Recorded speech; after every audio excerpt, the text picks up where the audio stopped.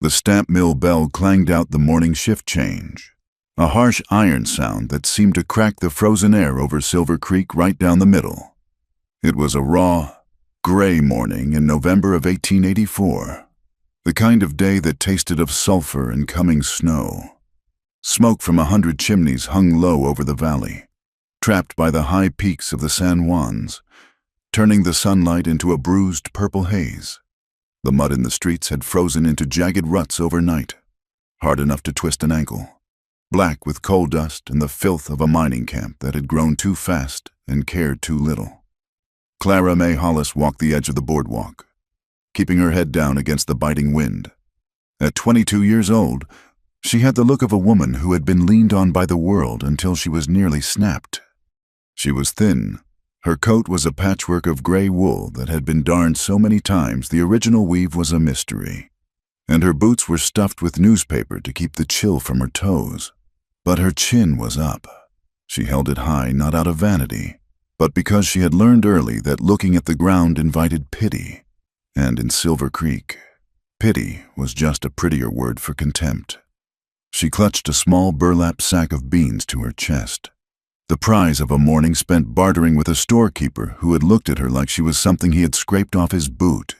"That will be 12 cents, the man had said, looking over her shoulder at a miner with a pocket full of silver. Clara had placed the coins on the counter.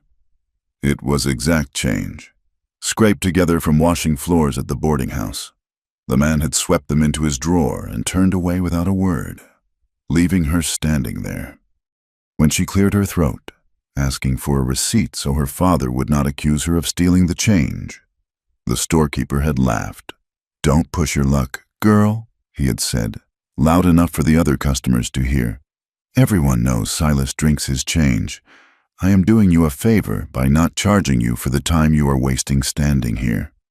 Clara had walked out with her beans and her burning cheeks, passing two women in fine bonnets who paused their conversation to watch her go. She heard the whisper as she passed, sharp as a paper cut. Her mother was the same. One woman murmured, "Weak stock." Clara tightened her grip on the beans. Her mother had not been weak.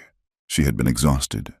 She had died 4 years ago during a winter much like this one, coughing her lungs out in a drafty cabin while Silas Hollis sat by the fire and wept about how unfair the world was to him. Clara had been 18 then, old enough to know that the doctor would not come up the hill for a family with no credit, and young enough to believe it was somehow her fault for not working harder, not sewing faster, not being enough to fill the hole in the family fortune. She turned off the main street, heading toward the shanty district where the structures were more tar paper than timber. The wind picked up, carrying the metallic tang of the smelters. A shadow detached itself from the wall of the marshal's office as she passed. It was Deputy Hatcher. He was a man of medium height with a smile that showed too many teeth and eyes that looked like wet stones. He tipped his hat, a gesture that should have been polite but felt like a threat. "Morning, Miss Clara," Hatcher said. Clara kept walking, but she slowed her pace just enough to acknowledge him. To ignore the law was dangerous, even when the law was a man like Hatcher. "Deputy," she said, keeping her eyes on the horizon. "You look cold," he said, falling into step beside her. His boots crunched heavily on the frozen mud. "A girl like you shouldn't be out in this wind without a proper escort." "I am fine," Clara said. "Your daddy at the bottle again?" Hatcher asked. His voice was sympathetic, dripping with a false honey that made Clara's skin crawl. "We had to haul him out of the gutter last night." He was making quite a speech about his ungrateful daughter. Clara stopped. She turned to look at him, her face pale but her expression set in stone. "My father is ill," she said. "He is a drunk." "Clara," Hatcher corrected gently. "And he is a drunk who owes a lot of money to a lot of bad men. You can't keep patching up his messes. Eventually, the bill comes due." He reached out and brushed a stray lock of hair from her forehead. Clara flinched, stepping back so fast she nearly slipped on the ice. Hatcher's hand lingered in the air, his smile widening. "There are ways to pay debts. Clara," he said softly, "you are a pretty thing underneath all that grime. I could put a word in for you. Keep the wolves away. I can look after myself, Clara said, her voice shaking despite her best effort to keep it steady. Hatcher laughed, a low, dry sound. For now, but winter is long, Clara, and everyone needs a warm place to sleep eventually. She turned and walked away, forcing herself not to run. She could feel his eyes on her back, heavy and possessive, until she rounded the corner toward her father's shack. The shack leaned against the hillside as if it were trying to retreat into the earth. The roof sagged, and the windows were stuffed with rags where the glass had broken.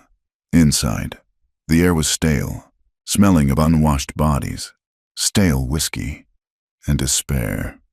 Silas Hollis was sitting at the table, his head in his hands. He was a large man who had once been strong, a hard rock miner who could double jack with the best of them. Now, his muscles had gone to soft fat, and his face was a map of broken capillaries and gray stubble. Clara set the beans on the stove and began to stoke the dying fire. "Where have you been?" Silas demanded, not looking up. "Getting food," Clara said. "Did you bring any money?" "We have no money. Pa, you know that." Silas slammed his hand on the table. The noise made Clara jump, though she should have been used to it. He stood up, swaying slightly. "I need something to settle my nerves. Clara, my head is splitting open. You don't care, do you? You just watch me suffer. You're just like your mother. Cold, useless. I am not the one who drank the rent money," Clara said quietly. She knew she should stay silent, but the encounter with Hatcher had left her raw. Silas turned on her, his eyes bloodshot and wide with a sudden, weeping rage. "Don't you speak to me like that. I work my fingers to the bone. I gave everything for this family. And this is the thanks I get? Scorn for my own flesh and blood?" He lunged for her, not to hit her, but to grab her arm. He shook her, his grip bruising. "You listen to me, girl. I am going out.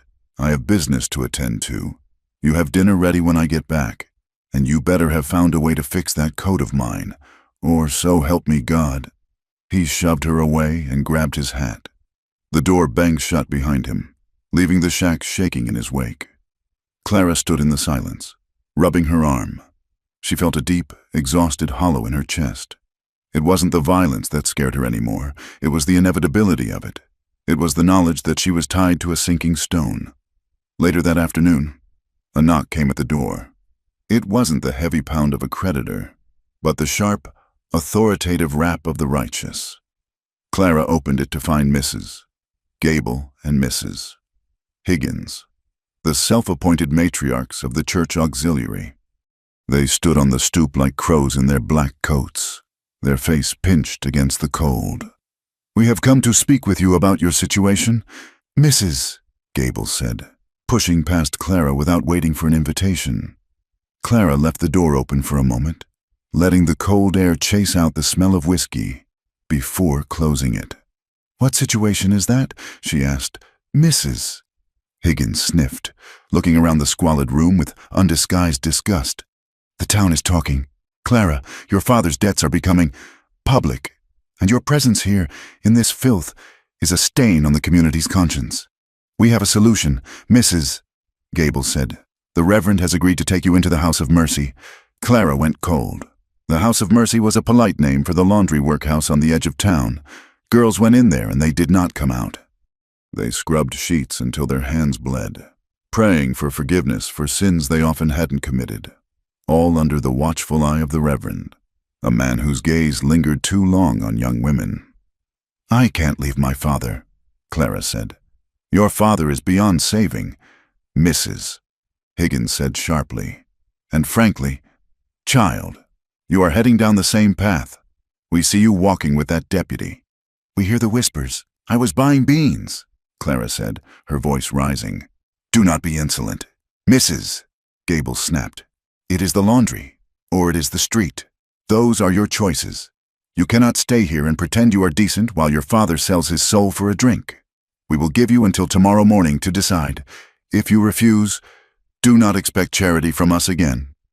They left as abruptly as they had arrived, leaving a chill in the room that the stove couldn't touch. Clara paced the small floor, The walls felt like they were closing in. The laundry was a cage. The deputy was a trap. Her father was an anchor. Dusk fell, bringing the heavy blue darkness of the mountains. Silas had not returned. Clara knew where he would be, the back room of the Golden Nugget, where the bad liquor flowed cheap. She needed to get him. If he drank too much, he would start a fight, and Hatcher would throw him in the cell, and then the fines would destroy them completely. She wrapped her shawl tight and went back out into the wind. The town was louder now, the saloon spilling yellow light and piano music into the street. The air smelled of coal smoke and roasting meat, a hunger-inducing scent that made Clara's stomach cramp. She slipped into the side entrance of the Golden Nugget, avoiding the main bar where the eyes were too sharp. She moved toward the back storeroom, a place where deals were made away from the noise. The door was cracked open, letting out a sliver of light and the smell of cigar smoke. She heard her father's voice, slurred and whining. "I just need a little more time. Hatcher, I'm good for it. You know I'm good for it." Then she heard Hatcher's voice, smooth and terrifyingly calm. "Your credit is dead. Silas, you're 3 months behind. The owner wants his money, or he wants collateral." "I got nothing," Silas cried. "Look at me. I got nothing left to take." "You have a daughter," a third voice said. It was deep, rough, a man Clara didn't know. Clara froze, her hand hovering over the doorframe. "She's a scrawny thing," the third man continued. "But she's young. There's a place over in Durango looking for girls. They pay a finder's fee, $50. That covers your tab and leaves you with a bottle for the road." Silas was silent. The silence stretched, agonizing and thick. Clara stopped breathing. "Say no," she screamed in her head. "Say you'll work it off. Say you'll kill them for asking." "50?" Silas asked, his voice trembling. "50," Hatcher confirmed. "It's for her own good." "Silas, what life does she have here, starving with you? This way. She's fed, she's housed, and you're a free man. It's the responsible thing to do." Clara heard the clink of a bottle against a glass. "She's a good girl," Silas mumbled. "She does the washing. She'll do the washing there, too." The rough voice laughed. "Among other things. Do we have a deal, Silas? Or do I break your legs right now and take her anyway?" Silence again. Then, the scrape of a chair. "Just don't tell her I sold her," Silas whispered. "Tell her it's a job. Tell her I'm sending her away to be safe." "Done," Hatcher said. "Bring her by the office tomorrow morning."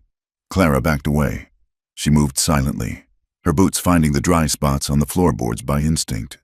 Once she was outside, she ran. She ran until the cold air burned her lungs like fire. She burst into the shack, gasping, her heart hammering against her ribs like a trapped bird. Silas arrived 10 minutes later. He looked almost sober, his face pale and sweaty.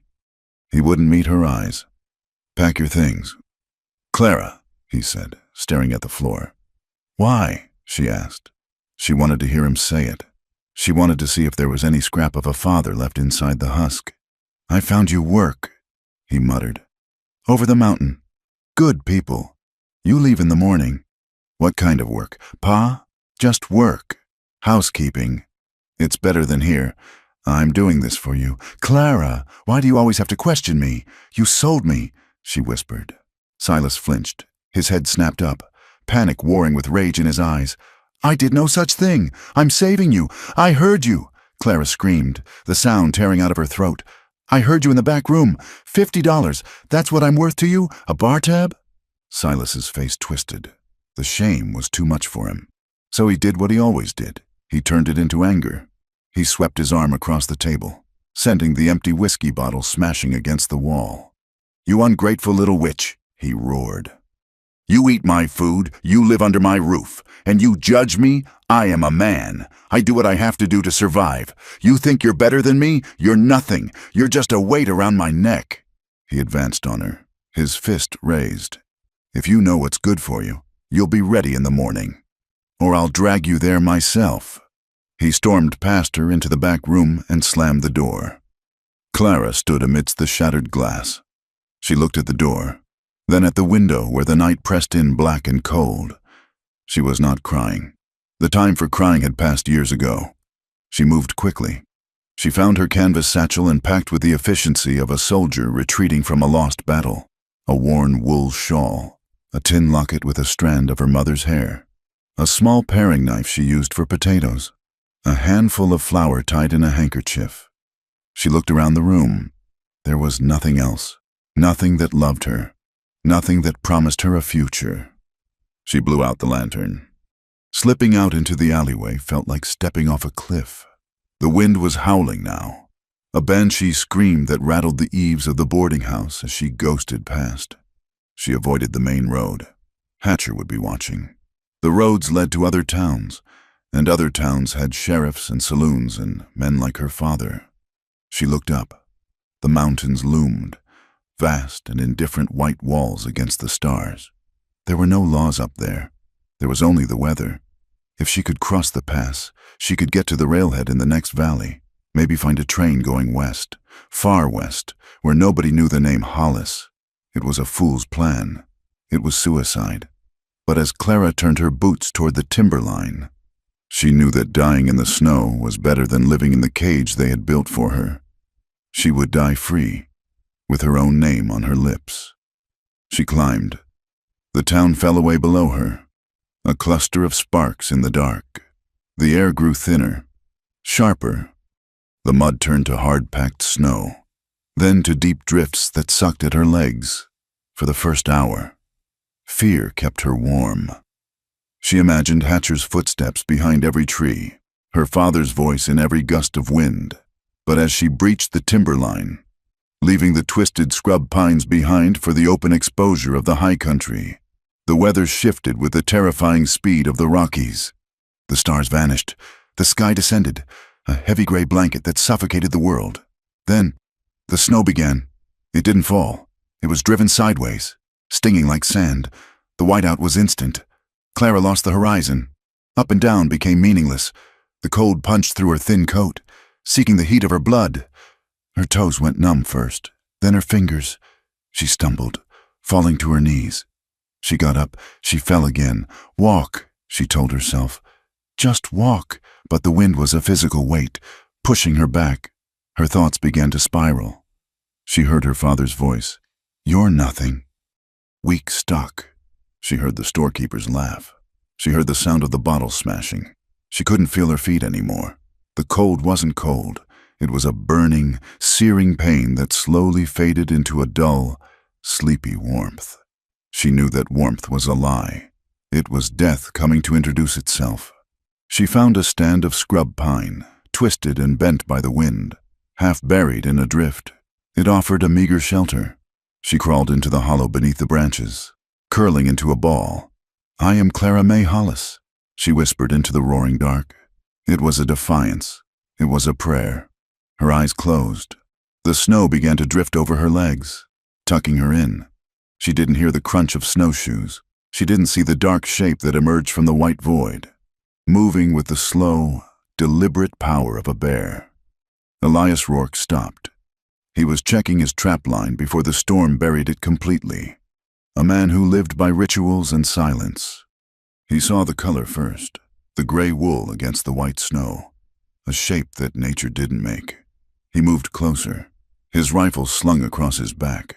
He brushed the snow away from the huddled form. A woman. A girl. Really, blue-lipped, skin like parchment. He didn't speak. He didn't ask if she was okay, because clearly, she was dying. Elias was not a man for stupid questions. He pulled off his heavy glove and pressed his hand to her neck. A pulse, faint, fluttering like a trapped moth. But there, he made a decision instantly. He dropped to one knee, sliding his arms under her. She was terrifyingly light, nothing but bone and wet wool. He lifted her, pulling her against the buffalo coat that covered his chest, trying to share his core heat. She didn't stir. Hold on, he grunted. It was the first time he had spoken in 3 days. He turned back the way he came, moving through the blizzard with the ease of a man who knew every rock and ravine. He didn't rush. Rushing led to mistakes. And mistakes in this weather meant 2 bodies found in the spring thaw instead of 1. His cabin was tucked into a cleft of granite. sheltered from the prevailing wind. It was a rough structure of chinked logs and sod, ugly but impregnable. Smoke whipped from the chimney. He kicked the door open and carried her inside. The heat hit them like a physical blow. The cabin smelled of pine pitch, wood smoke, and curing pelts. Elias carried her to the cot near the cast-iron stove and laid her down. He worked quickly. Wet clothes were death. He stripped the sodden coat, the frozen boots, the thin dress that was soaked through with meltwater. He did it with a detached, clinical efficiency. His eyes focused on the task, not the skin. He wrapped her in thick wool blankets and furs, piling them high until she was a mound on the bed. He stoked the fire until the iron sides of the stove glowed cherry red. He put a kettle on to boil. Then he sat in the rough-hewn chair opposite the bed and waited. It took an hour for the shaking to start. It began as a tremor and grew into violent spasms as her blood began to move again. She gasped in her sleep, small cries of pain escaping her lips as the feeling returned to her extremities. The thaw hurt worse than the freeze. Elias knew that well. He dampened a rag with warm water and bathed her face, wiping away the grime of the mining town. He held a cup of warm water to her lips, tilting her head up. "Drink," he ordered softly. She swallowed reflexively, coughing. When she finally opened her eyes, the storm was raging against the cabin walls, 1,000 hammers beating on the wood. The room was dim, lit only by the orange flicker of the fire. Clara blinked, her vision swimming. She saw rough timber beams above her. She felt the heavy weight of furs. She smelled meat and smoke. She tried to sit up, panic surging through her chest. Where was she? Was this the afterlife? Or had Hatcher found her? She gasped, her head spinning, and collapsed back onto the pillow. "Easy," a voice said. It came from the shadows, deep and resonant like the earth itself. Clara turned her head. A man was sitting there. He was huge, his shoulders blocking the firelight. He had a beard that was dark and thick, and eyes that caught the flame. Who are you?" she rasped. Her voice sounded like broken glass. "Elias Rourke," he said. "Where am I?" "High country, above the timberline." Clara pulled the furs tighter around her chin, her heart hammering. She was alone, in a cabin, with a strange man. The stories of the mountains were full of men who lived alone for reasons that civilized folk didn't discuss. Did you bring me here? Found you in the snow. Elias said, you were about 5 minutes from being a statue." Clara looked at him, searching for the cruelty she expected from men. She looked for the leers of the deputy, the dismissal of the storekeeper, the rage of her father. She saw none of it. Elias Rourke's face was a mask of calm. He looked at her not as a prize or a burden, but as a fact. "You are safe here," he said. He stood up, and the cabin seemed to shrink around him. He walked to the stove and ladled broth into a tin cup. "I ain't going to hurt you, but you need to drink this. You need to get warm. If you die on me now, the walk to carry you back down will be a waste of my time." He held the cup out. Clara hesitated, her hand trembling as she reached for it. Her fingers brushed his, calloused, rough, warm. He didn't grab her hand. He just let her take the cup. She drank. The salty broth burned her throat in the best way. She felt tears pricking her eyes, not from sadness, but from the overwhelming shock of being alive. "Why?" she asked, lowering the cup. "Why did you help me?" Elias sat back down. He studied her for a long moment. "Because you were there," he said simply. Clara looked into the fire. The shame washed over her then. She was a runaway, a girl sold for $50, a creature of the mud and the mines. "I ran away," she confessed. The words tumbled out before she could stop them. "I ran because they hate me, because my father is a drunk and I'm just a drunk's daughter. That's all I am."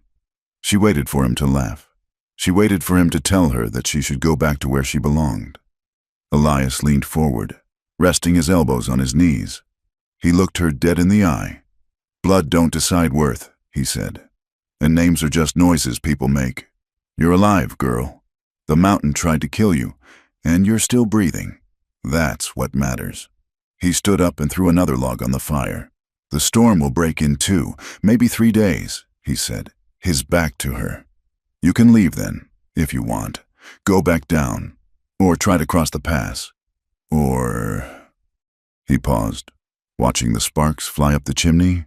"Or you can stay until you're strong enough to make it further than the first snowdrift. Your choice." He walked to the corner of the room and began unrolling a separate pallet of furs on the floor, giving her the only bed. Clara stared at his broad back, then at the fire. Outside, the wind screamed like a dying thing, clawing at the logs. Inside, it was warm. She was safe. But as she lay back, clutching the tin cup, Clara realized that this safety felt more terrifying than the blizzard. In the blizzard, she knew how to die.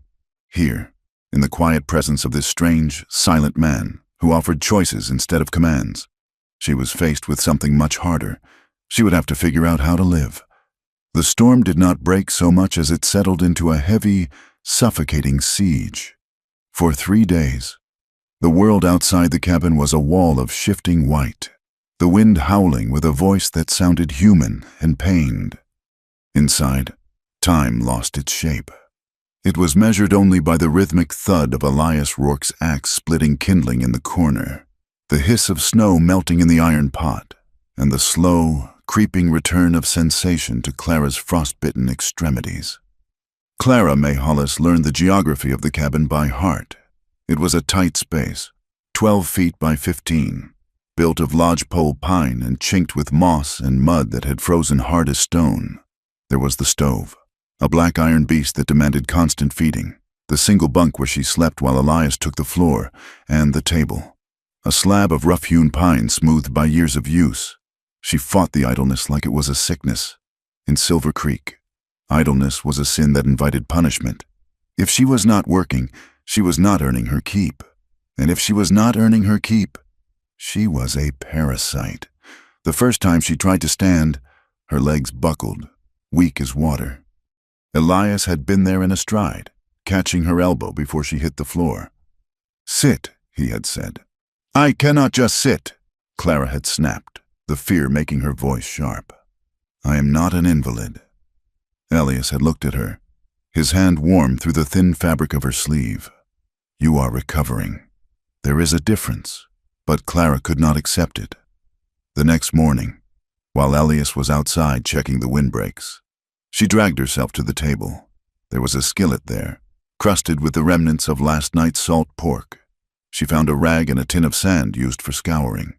Her hands shook, and her fingers were stiff and clumsy, but she scrubbed. She scrubbed until her knuckles were white and the iron gleamed dull and clean. When Elias returned, bringing a gust of freezing air and a swirl of snow with him, he stopped at the door. He looked at the clean pan, then at Clara, who was leaning against the table, breathless and pale. "You did not have to do that," he said, hanging his coat on the peg. "I pay my way," Clara said. Her chin was up, that same stubborn tilt she had used against the storekeeper. "I do not take charity, Mr. Rourke." Elias walked to the stove and warmed his hands. "It is not charity to let a bone knit," he said quietly, "but if it matters to you, the pan looks good." It mattered. It mattered more than she could say. Over the next week, a fragile rhythm established itself.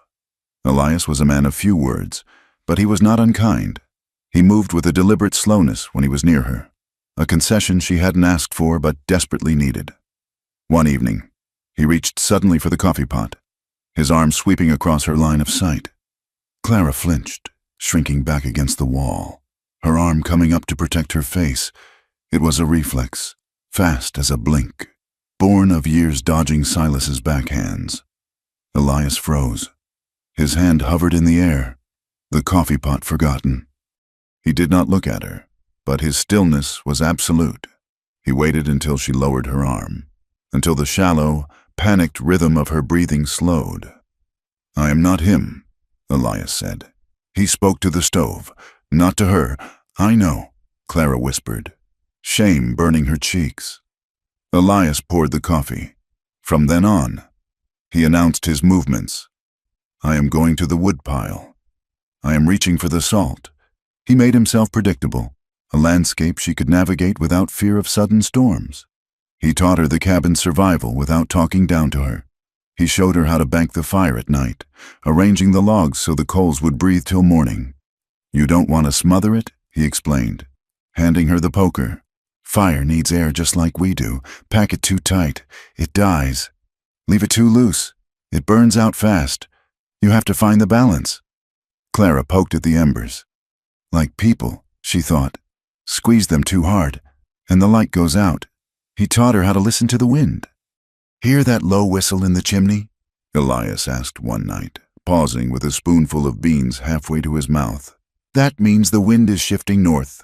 Temperature will drop 10 degrees by morning. We need to hang the extra pelt over the door." Clara listened. To her, it just sounded like cold. But she nodded, learning to hear the language of the high country. She watched him, too, when he didn't know she was looking. He was a puzzle.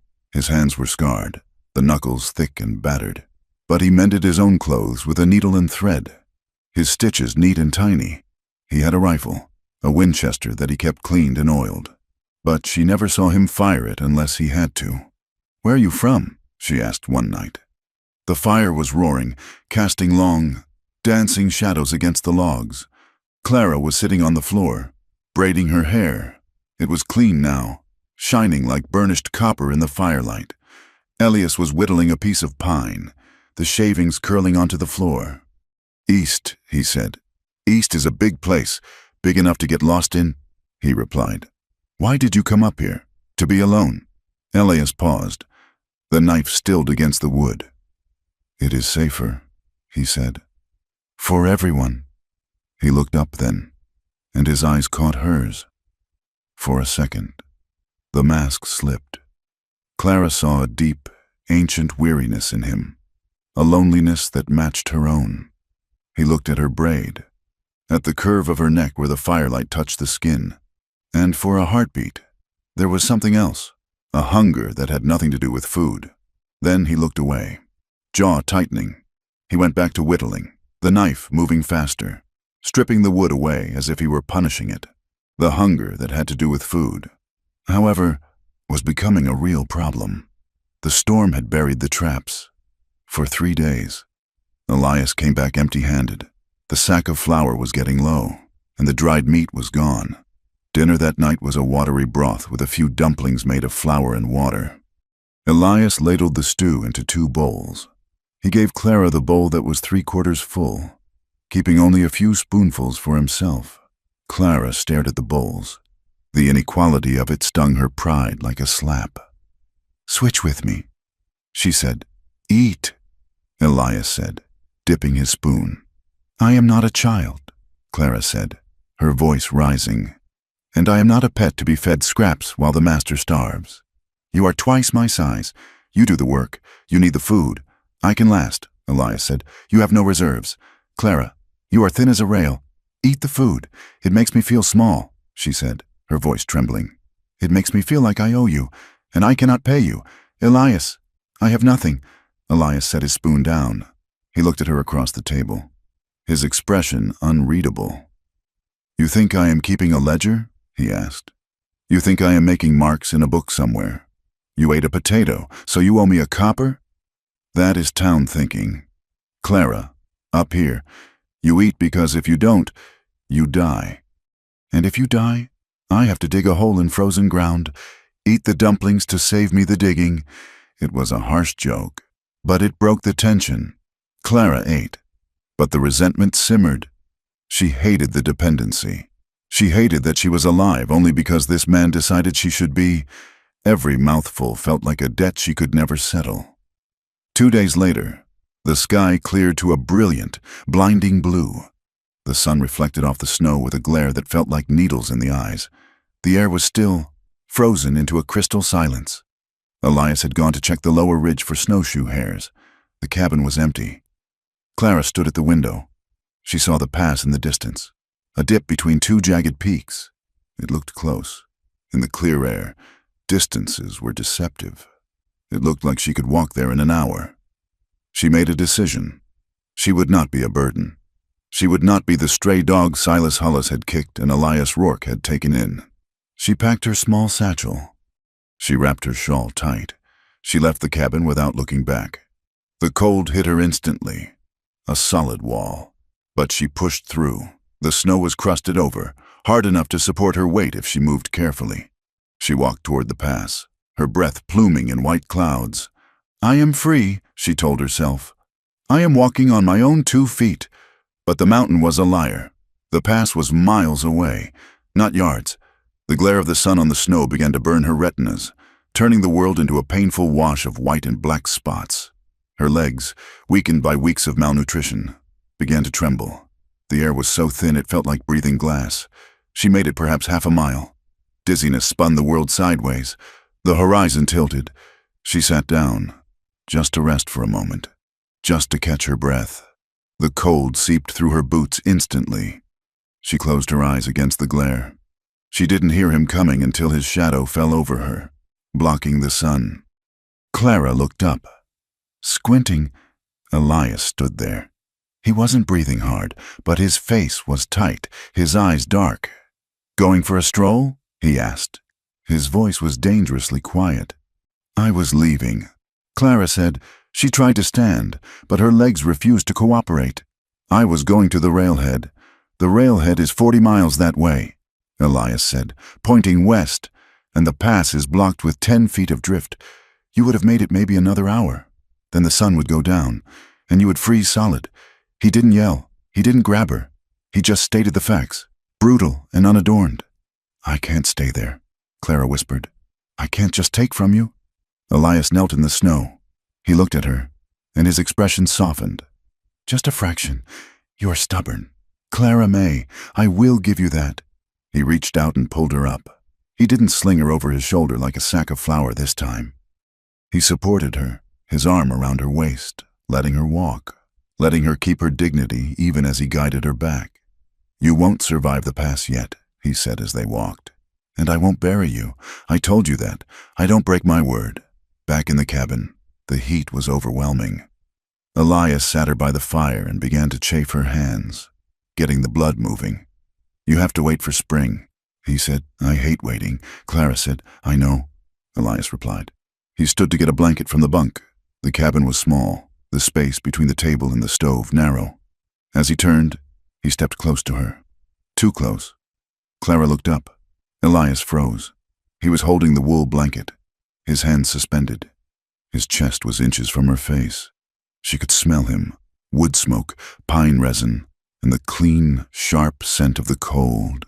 She didn't flinch. For a moment, neither of them moved. The air in the cabin seemed to thicken, charged with a sudden, electric tension. Clara's breath caught in her throat. She felt a sudden, terrifying urge to lean forward, to press her face against the rough wool of his coat. It was a hunger that scared her more than the starvation had. Elias's eyes searched hers. His pupils were blown wide. He looked like a man standing on the edge of a cliff, debating whether to jump. Then he stepped back. The moment snapped like a dry twig. "Wrap up," he said, his voice rough. "You're shivering." He tossed the blanket to her and turned away, busying himself with the stove, making a great show of rattling the lid. Clara wrapped the wool around her shoulders, her heart hammering against her ribs like a trapped bird. That night, the nightmares came. Clara was back in the shack in Silver Creek. Silas was there, looming over her, a bottle in his hand. "You're worth $50, he screamed. "That's all. $50 and a bottle of rye." Hatcher was laughing in the corner, his teeth sharp as a wolf's. "Come here, little girl. Let me keep you warm." "No!" Clara screamed. "No!" She woke with a gasp, sitting bolt upright. Her face was wet with tears.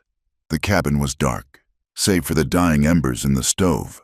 But there was a shape by the door. Elias was sitting there, his back against the timber, his rifle across his knees. He wasn't sleeping. He was watching. Clara wiped her face, her breath hitching. "You're awake." Elias didn't move. "Heard you crying out," he said softly. "It was a bad dream. I know the kind." Elias said. Clara pulled her knees to her chest. "Do they ever go away?" Elias was silent for a long time. "No," he said finally. "But they get quieter." He shifted his weight, the wood of the floor creaking. "I know what it is." "Clara," he said into the darkness. "To be blamed for sins that ain't yours. To carry a weight someone else strapped to your back." Clara looked at his silhouette. It was the first time he had offered her a piece of himself that wasn't just practical survival. "Is that why you're here?" she asked. "Because of sins?" Elias didn't answer. He just settled his rifle more comfortably in his lap. "Go to sleep. Clara, I'm watching the door. Nothing gets in." And for the first time in her life, Clara believed it. She lay back down, and the sound of his breathing by the door was a lullaby that chased the ghosts away. 2 days later, the world intruded. It started with the barking of a dog, distant but clear in the thin air. Elias was instantly alert. He moved to the window, peering through the crack in the shutter. "Get back," he said, "away from the door." Clara scrambled off the cot, pressing herself into the corner behind the stove. "Who is it?" "2 men, Elias said, "on snowshoes, following a track." He took his Winchester from the rack. He checked the action. A sharp, mechanical clack-clack that sounded deafening in the small room. "Stay out of sight," he ordered. A heavy fist pounded on the door. "Hello, the house," a voice shouted. It was a rough voice, winded from the climb. Elias opened the door. He didn't step out, but he filled the frame, the rifle cradled in the crook of his arm. It wasn't pointed at them, but it was ready. "That's far enough," Elias said. Clara peeked through the gap between the stove and the wall. She saw 2 men standing in the snow. They were bundled in furs, their faces red with cold and exertion. One was tall and stringy, the other squat with a thick mustache. She recognized the squat one. It was Miller, a man who swept floors at the Golden Nugget and did odd jobs for the sheriff. "We're looking for a girl," Miller said, panting. "Runaway, name of Hollis. Silas Hollis's girl. She ain't here," Elias said. His voice was flat. "A stone wall." "We tracked her to the timberline," Miller said, squinting at Elias. "Found sign leading up this way before the snow covered it." "She's stolen property. Mister. Her daddy has papers on her, a labor contract. She ain't property," Elias said. "Yes." "She's a drunk's get," the stringy man spat. "A loose woman, from what we hear, running off to avoid her debts. We're just bringing her home. For her own good." Clara felt the shame curl in her gut like hot lead. Loose, bad blood, thief. The words were arrows, and they found their mark. She trembled, waiting for Elias to step aside. Why wouldn't he? Why would he fight 2 men for a stranger who brought nothing but trouble? "We know she's in there," Miller said, stepping forward. "We saw the smoke. Now, you stand aside. Mountain man, we don't have a quarrel with you, but the sheriff wants the girl." Elias didn't budge. He shifted his grip on the rifle. "You turn around," Elias said. "You go back down the mountain." "Is that a threat?" Miller asked, his hand dropping to the pistol at his belt. "It's a fact," Elias said. "You aren't taking her." "And why is that?" Miller sneered. "You claim her. She your whore now?" The silence that followed was terrifying. Clara pressed her hand over her mouth. "She is my wife," Elias said. The words hung in the frozen air. Clara's eyes went wide. Miller blinked. He looked at his partner, then burst out laughing. "Your wife? Since when? We didn't hear no wedding bells in Silver Creek." "Since she stepped through this door," Elias said, "and in the high country, my word is the law. She is Mrs. Rourke, and any man who tries to put a hand on my wife answers to me." He raised the rifle then. He didn't aim it, but the barrel drifted just enough to cover Miller's chest. His eyes were cold, devoid of fear, devoid of hesitation. It was the look of a man who had killed before and would not lose sleep over doing it again. Miller's laugh died. He looked at the rifle, then at Elias's face. He saw the death waiting there. "You're making a mistake, friend," Miller said, his voice losing its bluster. "The sheriff won't like this. Kidnapping a girl. She is where she belongs." Elias said, "Now, walk." Miller hesitated, then spat in the snow. "Have it your way." "But the snow don't last forever. We'll be back, and we'll bring the law." They turned and trudged away, their snowshoes kicking up powder. Elias watched them until they disappeared over the ridge.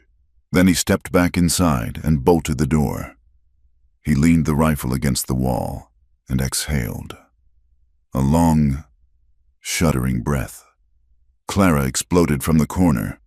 "Why did you say that?" she demanded, her voice shrill with shock and anger. "Why did you tell them that lie?" Elias turned to look at her. He looked tired. It was the only thing they would understand. He said, "You claimed me like a horse," Clara cried. "My wife. Like I am just something else you own." Elias crossed the room in 2 strides. He grabbed her shoulders. Not hard, but firm enough to stop her pacing. "Listen to me," he said, his voice intense. "Down there, without a name. You are a stray.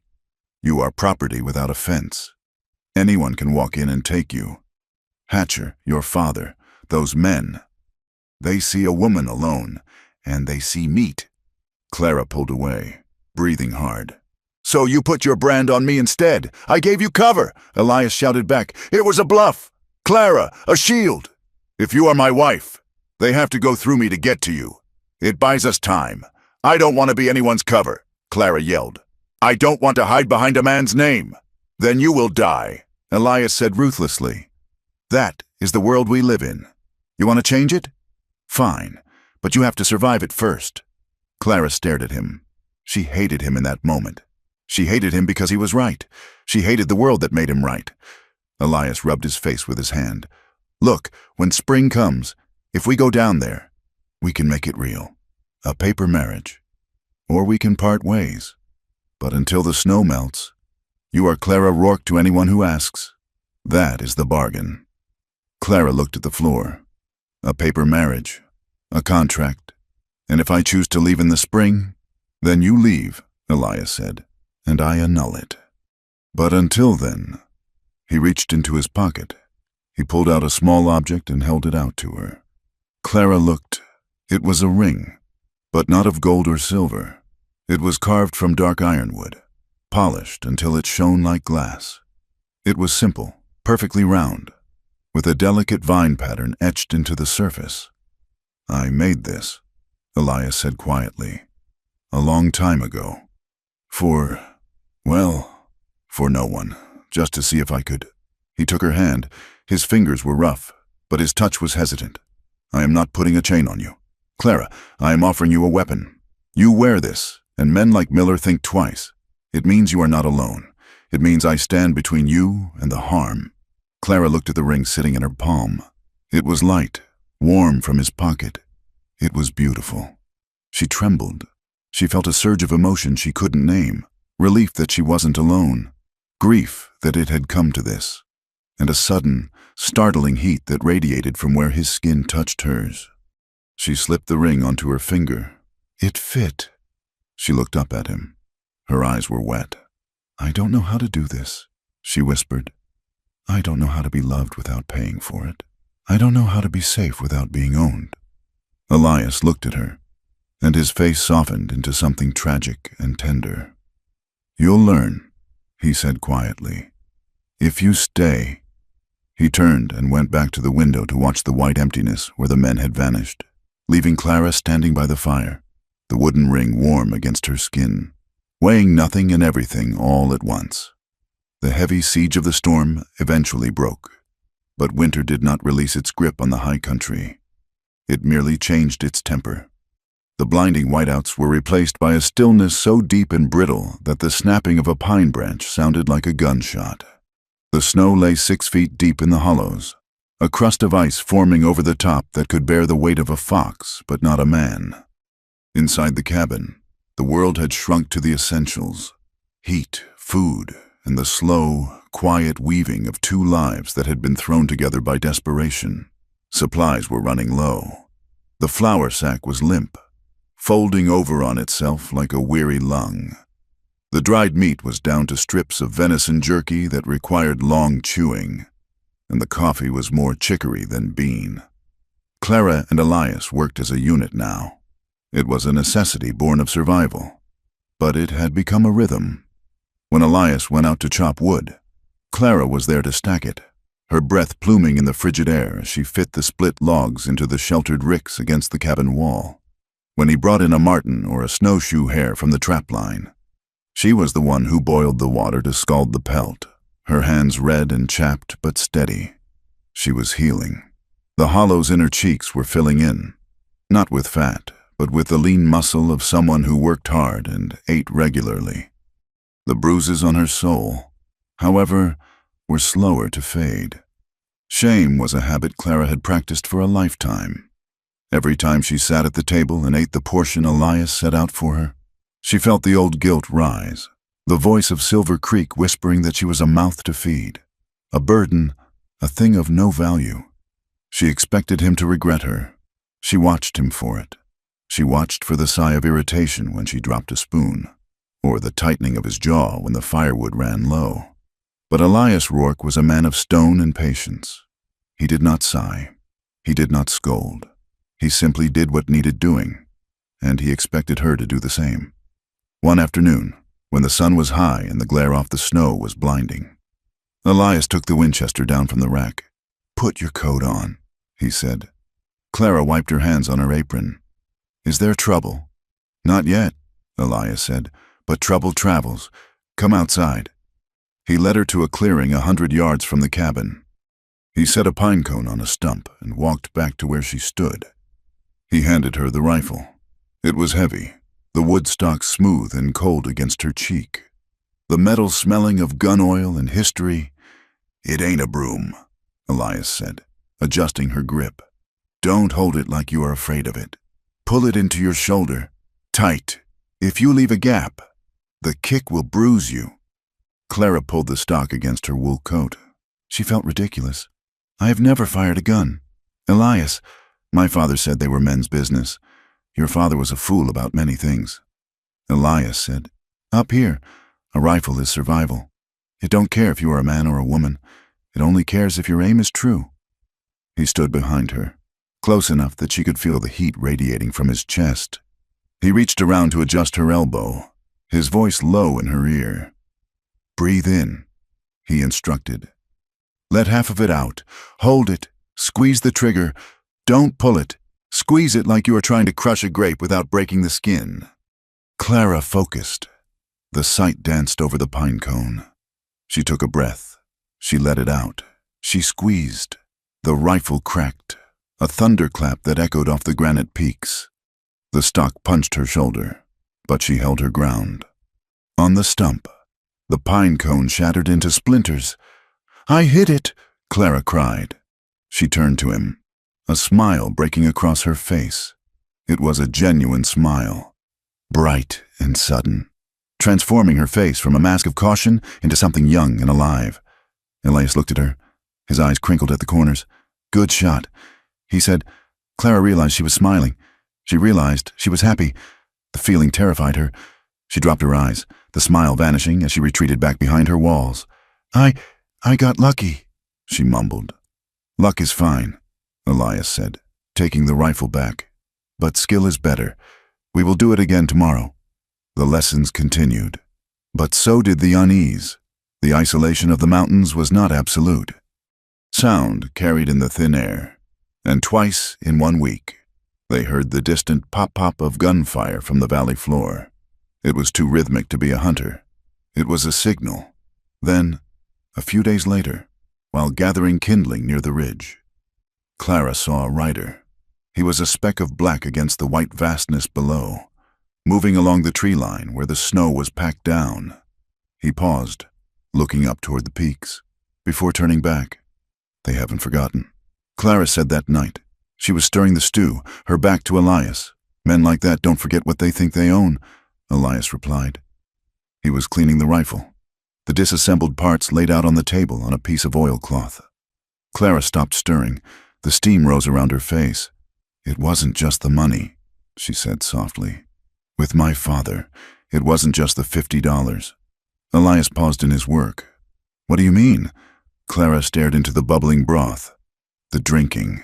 It made him bring people home, men from the mines, supervisors. Sometimes he would pass out, and they would still be there, sitting in our kitchen, watching me. She turned to face him. She needed to say it. She needed him to know exactly what kind of ruin she came from. I learned to be small, she said. I learned to hide in the cupboard under the stairs. I learned that if I made a sound, they would find me. One of them. He called me his little bird. He said he wanted to see if I could fly. Her voice didn't shake, but her hands did. She gripped the spoon until her knuckles were white. I carried a knife in my boot since I was 12. Elias. Not because of bears, because of my father's friends. And he knew. He knew they were there, and he let them stay because they brought bottles. Elias sat very still. The firelight cast deep shadows over his eyes, turning them into dark pools. He carefully set down the rag he was using to clean the bolt. He did not explode.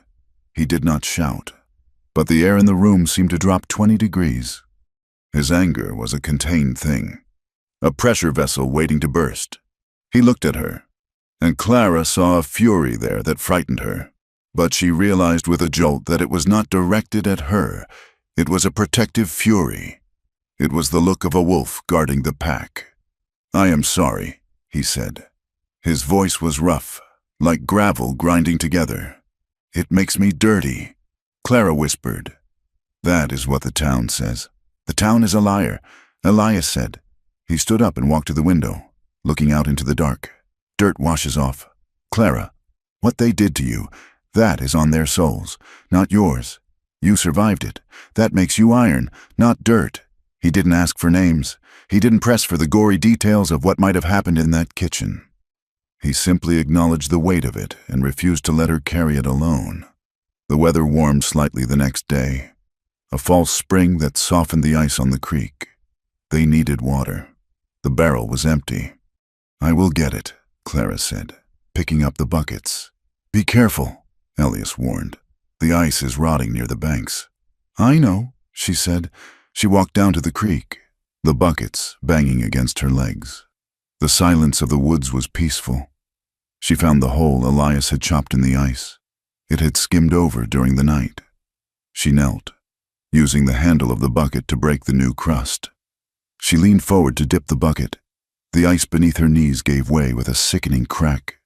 There was no time to scream. One moment she was kneeling on solid ground, the next, she was plunged into liquid fire. The water was so cold it punched the air from her lungs. She went under, the current grabbing at her skirts, dragging her toward the darker water under the main sheet of ice. She thrashed, her hands clawing at the jagged edge of the hole. Her heavy wool coat soaked up the water instantly, becoming an anchor that pulled her down. "Elias!" She tried to scream, but water filled her mouth. She kicked, her boots heavy as lead. Her hand found the edge of the ice, but it was slick. She slipped. The current pulled harder. Then, a hand clamped around her wrist. It was a grip of iron. Elias was there, lying flat on the ice, his face contorted with effort. He hauled her up, dragging her wet and gasping over the jagged edge. He didn't stop when she was clear of the water. He pulled her all the way to the snowbank, away from the treacherous edge. They collapsed together in the snow. Clara was coughing, spitting up freezing water, shaking so violently her teeth clacked together. Elias was breathing hard, his face pale. He grabbed her, pulling her upright. "We have to move," he shouted. "Now, before you freeze." He practically carried her up the slope to the cabin. He kicked the door open and dropped her in front of the stove. "Get them off," he ordered. "Every stitch." He turned his back, throwing logs into the fire until the flames roared up the chimney. Clara fumbled with her buttons, but her fingers were useless blocks of wood. "She couldn't do it. I can't," she chattered. I can't." Elias turned. He saw her struggles. He didn't hesitate. He knelt before her, his face grim. "Forgive me," he said. He unbuttoned her coat, stripping the heavy, sodden wool away. He unlaced her boots, pulling them off. He worked with frantic speed, peeling the wet dress from her shoulders.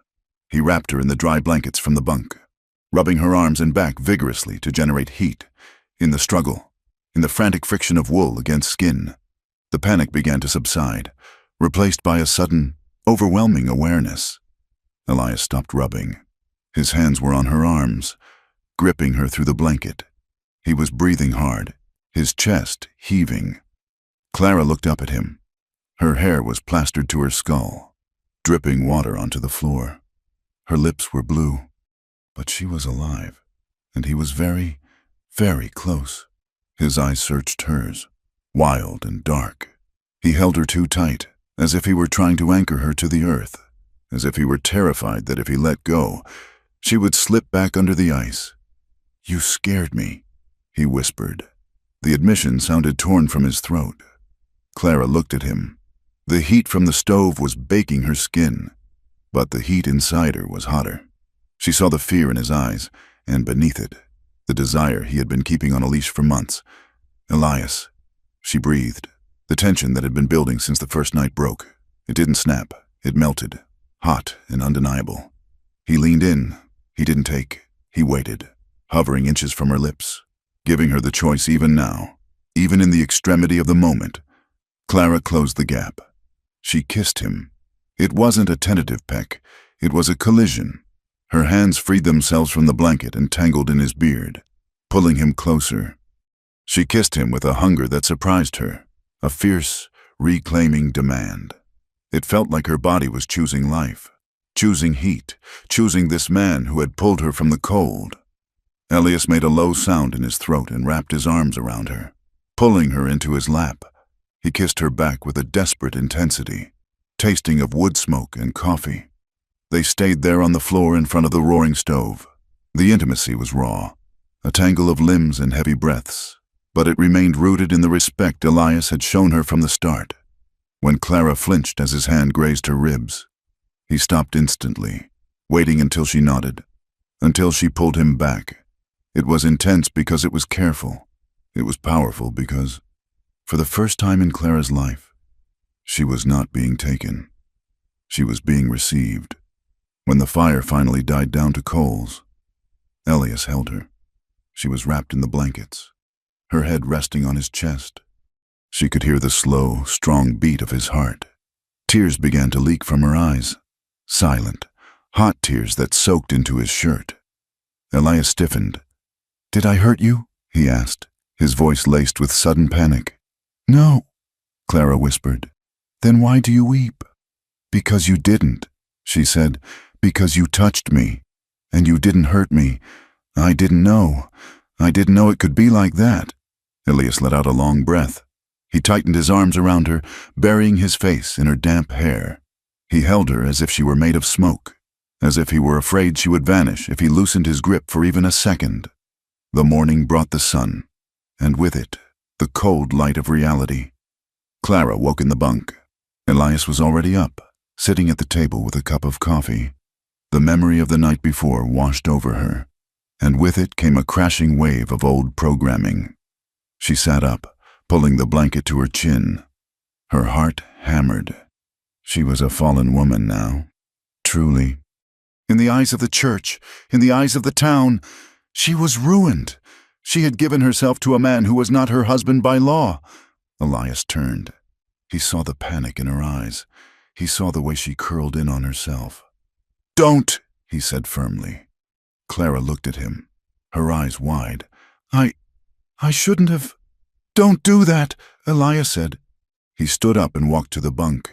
He didn't touch her, but he stood close, blocking out the rest of the room. "Do not let the town into this cabin.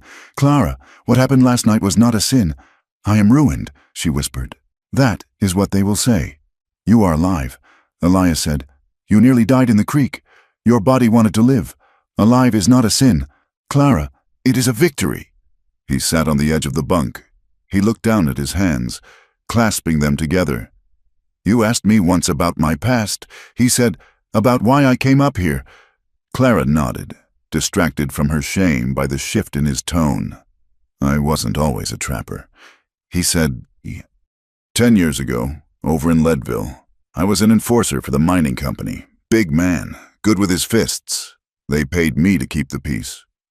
Or what they called peace." He looked at her, his eyes hard with memory. There was a foreman. He was skimming wages, and the local lawman was in on it. The miners tried to strike. The foreman told me to break heads. I refused, so they came for me. They came for the woman I was with then. Clara held her breath. I stopped them, Elias said flatly. But it got ugly. I hurt the lawmen bad. I had to leave. I had to run before they hung me for defending my own. I have been running ever since. That is why I stay up here. Because down there, the law belongs to the men who pay for it. He looked at her, his expression vulnerable. I am a wanted man. Clara, or I was. Maybe they stopped looking. But the danger is real. By being with me, you are stepping into that shadow. Clara looked at him. She thought of the deputy, of Hatcher, of her father. The shadow is already there. Elias, she said softly, I was born in it, at least with you, at least here. I have a say in it. He reached out and took her hand. You have a say. He promised, always. 3 days later, the shadow arrived at their doorstep. It wasn't a raid. It was a visitation. 2 figures appeared at the edge of the clearing, a man in a black coat and another with a tin star pinned to his chest. It was the preacher from Silver Creek, Reverend Thomas, and a new deputy Clara didn't know, a young man with a cruel mouth. They didn't come to the door. They stood at the tree line, shouting across the snow. Clara May Hollis, the preacher called out. His voice was a practiced boom, meant to reach the back pews. We know you are there. We have come to offer you salvation. Clara stood by the window, trembling. Elias stood beside her, the rifle in his hand, but he stayed back from the glass. Return to the fold. Child, the preacher shouted, leave this life of sin. The church will forgive you. We have a place prepared for you. A place, Clara whispered. The laundry, the cage, and you. Rourke, the deputy yelled. We know you have her. Give her up, and the sheriff might overlook the kidnapping charge. Clara turned to Elias. Let's run, she said. We can go higher, over the ridge. There are caves. Elias shook his head. We can't live like hunted animals. Clara, not forever. Eventually, the pass will open. They will come in numbers. If we run now, we run for the rest of our lives. You will never have a name. You will never have peace. Then what do? She asked. We wait for the thaw, Elias said, and then we go down. But we go down on our terms. He laid out the plan that night. It was terrifying in its boldness. They would go into town not as captives, but as citizens. They would demand a legal marriage, forcing the clerk to record it. They would file a claim on Elias's land, making it legal property that couldn't be seized without a court order. And they would confront Silas and the sheriff in broad daylight, with the town watching. We need evidence, Elias said. We need more than just our word. Clara went to her satchel. She pulled out a small, leather-bound notebook she had taken from the general store years ago and never used. She found a pencil stub. I will write it down. She said, write what? Everything. Clara said, the dates, the names, the times my father took money, the times Hatcher threatened me, the time Silas tried to sell me in the back of the Golden Nugget. She opened the book. The paper was yellowed, but it was blank. It was a clean slate. I will write my story, she said, her voice gaining strength. If they want to judge me, let them judge the truth. She began to write. It was slow work. Her hand cramped, and the memories were painful to drag into the light. But with every sentence, she felt a brick being removed from the wall of shame that surrounded her. She was turning her pain into testimony. A week later, the weather warmed enough for Elias to chop wood without a coat. He was around the back of the cabin, splitting a large knotty pine log.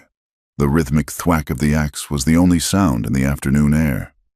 Clara was shaking out the rugs on the front porch. She heard a crunch of snow. She turned, expecting Elias. It was the deputy, the young one with the cruel mouth. He had circled around, moving silently while the axe covered his approach. He was 10 feet away, leaning against a tree, a smug smile on his face. Hello, Clara, he said softly.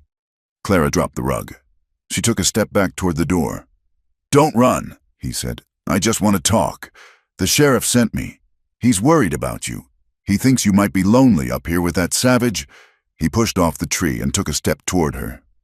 "You know, if you come back with me quietly, I can make sure you're treated right. A pretty thing like you shouldn't be roughing it. I could keep you comfortable." His eyes raked over her. It was the same look Hatcher had given her, the same look the men in her father's kitchen had given her. It implied ownership. It implied that she was a thing to be used. Clara felt the old helplessness surge, a cold wave of paralysis. "Be small," the voice in her head whispered. "Hide." Then she remembered the rifle kicking against her shoulder. She remembered the notebook filled with her truth. She remembered Elias holding her by the fire. She was not small anymore. She reached into her apron pocket. Her hand closed around the handle of the paring knife. "Step back," she said. The deputy laughed. "Or what? You'll scream?" Clara pulled the knife. She held it low, edge up, just like Elias had shown her with the skinning blade. Her hand shook, just a little, but her voice was steady as a rock. "Or I will bleed you," she said. The deputy stopped. The smile faltered. He looked at the knife, then at her eyes. He didn't see a victim. He saw a woman who had survived a winter at 10,000 feet. "You wouldn't dare," he sneered. "Try me," Clara said. "Take one more step." The deputy hesitated. In that second of hesitation, a shadow fell over him. Elias came around the corner of the cabin. He held the axe in his hand. He didn't raise it. He didn't have to. He took in the scene in a single glance. The deputy, the knife, Clara's stance. "You made a mistake," Elias said. His voice was very quiet. The deputy spun around, his hand dropping to his gun belt. "Don't," Elias said. The deputy froze. He looked at the axe, then at the rifle leaning against the porch rail. He realized he was outflanked and outmatched. "I was just checking on the girl," the deputy stammered, backing away. "She gave you her answer." Elias said, "Now get off my land." The deputy glared at them. His pride stung. "You'll regret this, Rourke. Both of you." He turned and scrambled back into the trees, disappearing down the slope. Elias walked up the steps. He looked at the knife in Clara's hand. "You held your ground," he said. Clara folded the knife and put it back in her pocket. She was trembling now, the adrenaline fading. "I was scared," she admitted. "Courage isn't about not being scared." "Clara," Elias said, placing a hand on her shoulder, "courage is a decision. You make it, and then you make it again." He looked out at the valley, where the snow was beginning to turn gray and slushy. "Spring is coming," he said. "The pass will be open in a week." Clara looked at the dripping eaves, where a steady plink, plink, plink of meltwater marked the passage of time. The winter was ending. The cocoon was breaking. "I am ready," she said. She wasn't just talking about the trip to town. She looked at the notebook lying on the table inside the cabin. She looked at the man standing beside her. She realized she didn't just want to survive anymore. She didn't want to hide in a hole and hope the wolves passed her by. She wanted a life she could stand in. She wanted to walk down that mountain and look the world in the eye. "Let them come," she thought. "I have my name, I have my witness, and I have my husband." Spring arrived in the high country, not with a gentle unfurling of flowers, but with the violence of a breaking fever. The silence of the winter months was shattered by the roar of water. Every ravine, every gully, every scar on the granite face of the mountain ran white with meltwater. The snow, once a pristine sheet of iron-hard crust, turned into a treacherous slush that sucked at boots and hooves alike. Elias Rourke and Clara May Hollis began their descent on a Tuesday morning in late April. The air smelled of wet earth, pine resin, and the metallic tang of ozone from the storms that rolled along the peaks. They traveled with a pack mule Elias had kept stabled in a lean-to behind the cabin, the animal grumpy and stiff from the long confinement. Clara rode the mule for the difficult stretches, her knuckles white where she gripped the pommel of the saddle. Elias walked ahead, leading the animal, his boots sinking deep into the mud that coated the trail. He carried his Winchester in the crook of his arm, not slung over his back. The mountain felt generous in its awakening, the green shoots of wild onion pushing through the rot. the return of the jays flashing blue in the timber, but it was dangerous too. Avalanches were a constant threat. Twice, they heard the thunderous crack and rumble of snow sliding off the high faces, the sound echoing like cannon fire down the valley. Once, they had to double back and find a new route because the trail had been washed away by a creek that had swollen into a raging river, tossing boulders the size of anvils in its current. But the physical danger of the trail was nothing compared to the cold dread sitting in Clara's stomach. Every mile they put behind them was a mile closer to Silver Creek. Every step downhill felt like walking backward into a cage she had chewed her way out of. She touched the pocket of her coat, feeling the hard rectangle of the notebook. It was wrapped in oilcloth to keep it dry. Inside were the names, the dates, the truth. It was the only shield she had, other than the man walking 10 paces ahead of her. By the second day, they reached the foothills. The air grew thicker, warmer, and heavy with the scent of coal smoke drifting up from the valley floor. They stopped at a small homestead to water the mule and buy grain. It was a rough patch of land carved out of the scrub oak, run by a couple named Benson, Mrs. Benson was hanging laundry on a line stretched between 2 aspen trees, her face worn and leathery from the wind. She watched them approach, her eyes narrowing as she took in Elias's size and the gun on his arm, and then shifting to Clara, who sat atop the mule looking pale and determined. "Water for the beast?" "Mrs." Benson asked, wiping her hands on her apron. "And grain, if you have it to spare." Elias said, "We can pay." He produced a silver coin, placing it on the fence post. "Mister." Benson came out of the barn then, carrying a pitchfork. He didn't raise it, but he didn't lower it either. He eyed Elias with the deep, ingrained suspicion of a man who believed that nothing good ever came out of the high timber. "You're the Rourke fellow, aren't you?" "Mister," Benson asked, spitting a stream of tobacco juice into the dirt. "The one who lives up past the timber line." "I am," Elias said. "And that's the Hollis girl," Benson said. It wasn't a question. Clara stiffened. She felt the weight of their gaze. It wasn't the look of neighbors greeting neighbors. It was the look of people inspecting a spectacle. "Mrs." Benson moved closer to the fence, looking up at Clara. There was kindness in her eyes, but it was a pitying, sharp-edged kindness. "You look better than they said you would." "Child." "Mrs." Benson said softly. "What did they say?" Clara asked. Her voice was steady, though her heart hammered. "Mrs." Benson glanced at her husband, then back to Clara. "The sheriff has been telling folks you were dragged off. Stolen. He says you're unfit to be seen, that the winter ruined you. Ruined." The word hung in the air, heavy and ugly. Clara straightened her spine.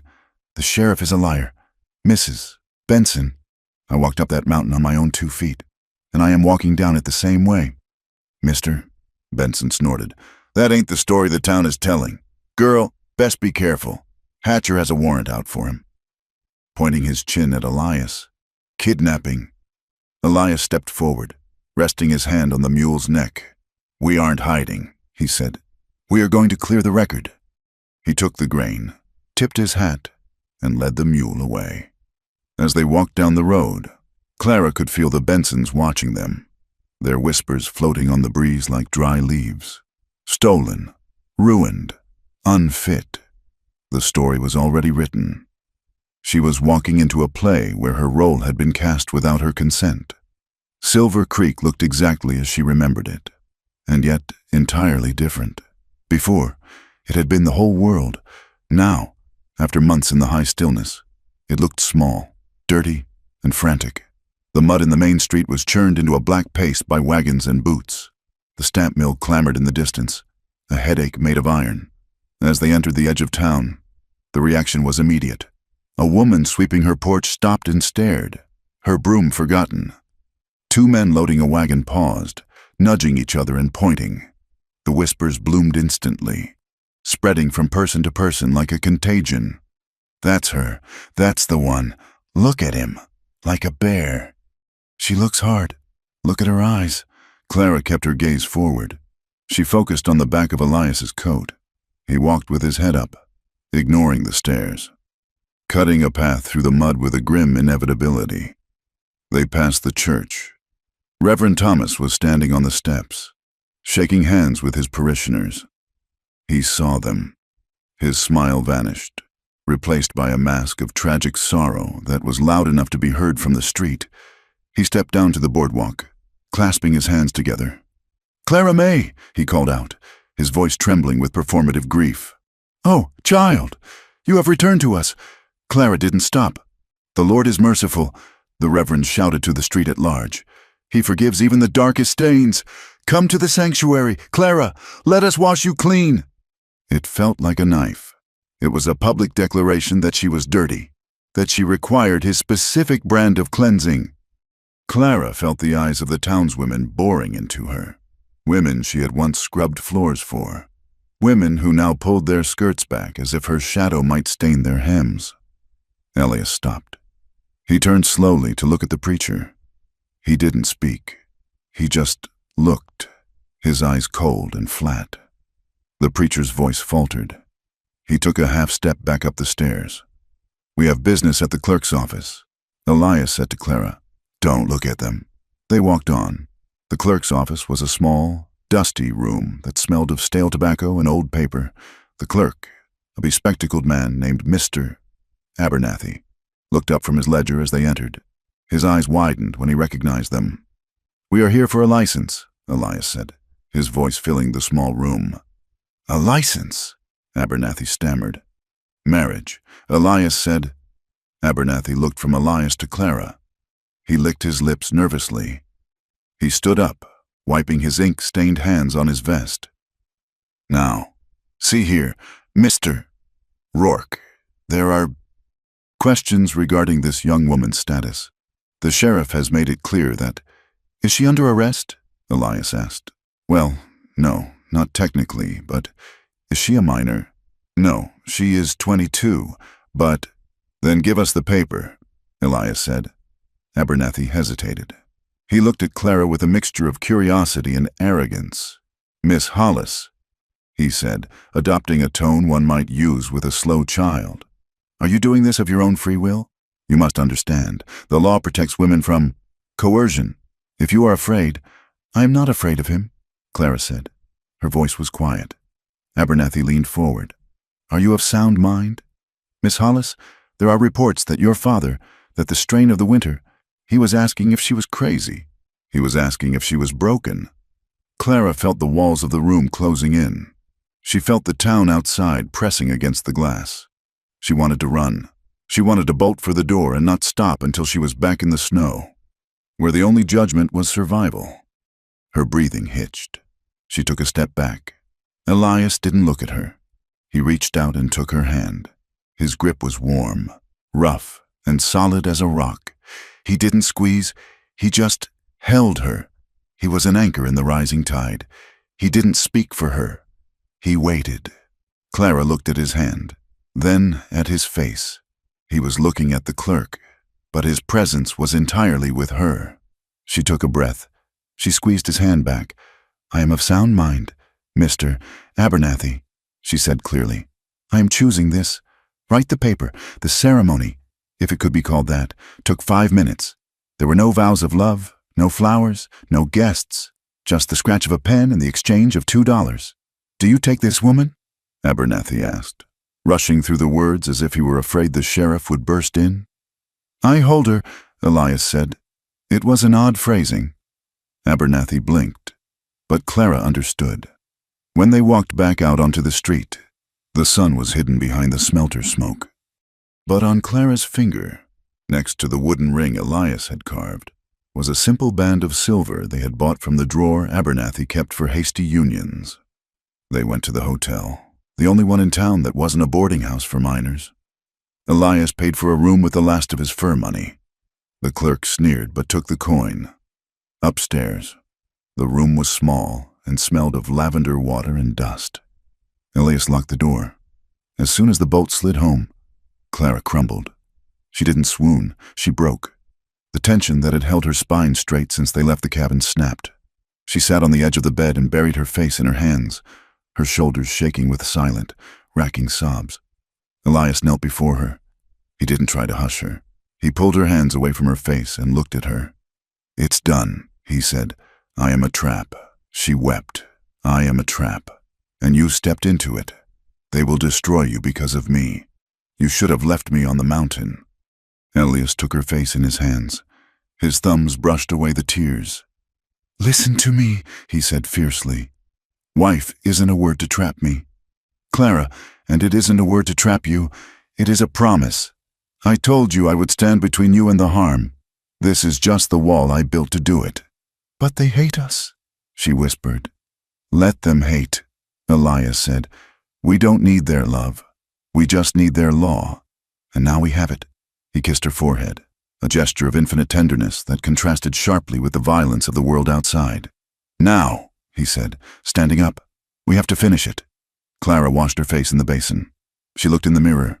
Her eyes were red, but the fear had receded, replaced by a cold, hard anger. "I need to see him," she said. "Your father?" Clara nodded. "He is the root. I have to cut it. They found Silas Hollis in the shack where she had left him. It was worse than before." The roof had partially collapsed under the winter snow, and the inside smelled of wet rot, unwashed bodies, and cheap whiskey. Silas was sitting on a crate, staring at a dead fire. He looked like a ghost. His skin was gray and draped loosely over his bones. He was gaunt, unshaven, and trembling with the tremors of a man who needed a drink to stop his hands from shaking. He looked up when the door opened. His eyes were bleary, struggling to focus. "Clara," he croaked. Clara stood in the doorway. She didn't step in. The smell was a physical barrier. "Hello? Pa?" Silas tried to stand, then slumped back. "You came back." He mumbled. "I knew you would. I told them. She's a good girl. She knows her duty." He looked at Elias, who stood behind her, filling the doorway with darkness. Silas flinched. "Who is that? Is that the man? The one Hatcher says took you?" "I took myself." "Pa," Clara said. Silas let out a wet, hacking laugh. You never took a breath without asking me first." "You ungrateful little—" He trailed off, his mood swinging violently from self-pity to rage. "You left me here to rot," he shouted, his voice cracking. "I have been starving, freezing, while you were up there playing house with a savage." Clara walked forward. She stopped 3 feet from him. "Did you sell me?" she asked. The room went silent. Silas blinked, his mouth opening and closing like a fish. "What? The night I left, in the back of the Golden Nugget. Did you sell me to Hatcher for $50? Silas looked away. He picked at a loose thread on his trousers. "A man's gotta eat. Clara," he whined.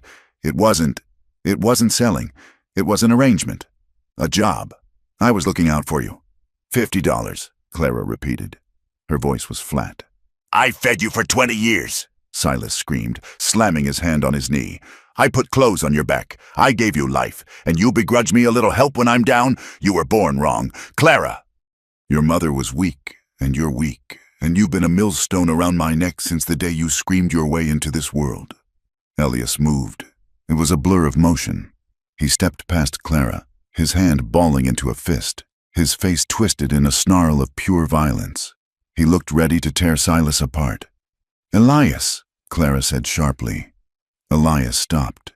His fist was inches from Silas's face. Silas cowered, whimpering, covering his head with his arms.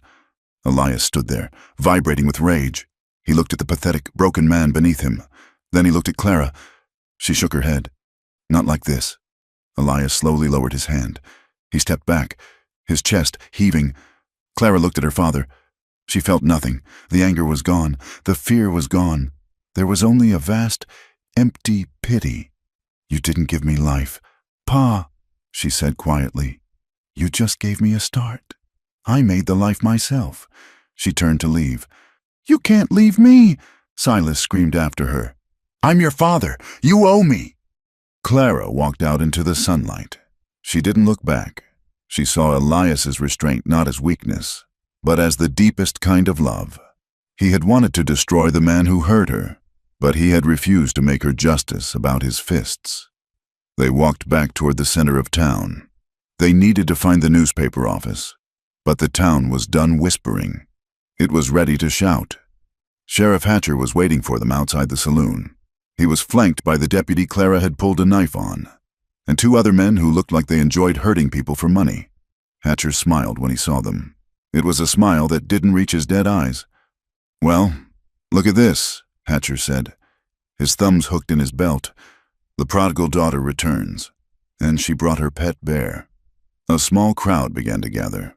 Miners, shopkeepers, women with baskets. They formed a loose circle, eager for violence. "Step aside." "Hatcher." Elias said, "I don't think I will." Hatcher replied, "See, there's a matter of kidnapping. We have witnesses who say you dragged this poor girl out of her home in the middle of a storm." "That's a lie," Clara said. Hatcher ignored her. He looked only at Elias. "We're here to rescue you, Miss Hollis. You don't have to be afraid of him anymore. We'll take him into custody, and you can go. Well, we'll find a place for you." The deputy snickered. Elias shifted his weight. He pushed Clara slightly behind him. "She is my wife. Hatcher, we were married an hour ago." Hatcher's smile faltered for a second, then returned. "Sharper, a forced marriage don't count. Rourke, and even if it did, a husband can't break the law. You're coming with us." He unhitched the strap on his holster. The deputy did the same. They were pushing for a brawl. They wanted Elias to draw first. If he drew, they could kill him and call it self-defense. Clara saw the trap. She stepped out from behind Elias. "I chose!" she shouted. Her voice rang out over the mud and the noise. The crowd went silent. "I left on my own," Clara yelled, looking at the faces in the crowd. "I walked into the storm to get away from him." She pointed a shaking finger at Hatcher. "And to get away from my father who tried to sell me to him." A murmur ran through the crowd. Hatcher's face darkened. "Shut your mouth, girl. You're hysterical." "I am not hysterical," Clara cried. "I am telling the truth. Elias Rourke saved my life. I will not be dragged anywhere by you." The preacher pushed his way to the front of the crowd. "She flaunts her sin," Reverend Thomas bellowed. "Listen to her. She defends the beast who ruined her. This is the madness of a corrupted soul. She has bad blood, just like her father." The women in the crowd, the ones who had known Clara for years, turned their backs. It was a synchronized movement of rejection. They adjusted their shawls and looked away, refusing to witness her shame. Hatcher stepped forward. "You're disturbing the peace." "Clara." He pulled a folded paper from his pocket. He slapped it against Elias's chest. "You're served. Rourke, abduction, public disorder, and we're seizing your claim up on the ridge pending an investigation into the legality of your deed. And for the girl, morality charges, indecent behavior." He grinned. "The hearing is set for Friday. Until then, don't try to leave town. My boys will be watching," he signaled to his men, and they backed away, leaving Elias and Clara standing alone in the circle of judgment. They retreated to the hotel. They needed allies. They couldn't fight this with just a rifle and a marriage certificate. Clara thought of the people who might help. There was Hattie, the midwife who had delivered her. Hattie lived on the edge of town and didn't care much for the church. There was Arthur Sterling, the man who ran the Silver Creek Gazette. He drank too much, but he hated Hatcher. There was Mr. Henderson, the grocer who grumbled about the sheriff's protection taxes. And there was Isaac, a black laborer who worked the stamp mill and knew exactly what it felt like to be judged by the color of his skin or his name. They spent the afternoon visiting them, moving through the back alleys to avoid the deputies. Hattie was the first. She opened her door, took one look at Clara, and pulled her into a hug that smelled of dried herbs. "I knew you weren't dead," Hattie whispered. "Your mother was stubborn, and you have her chin.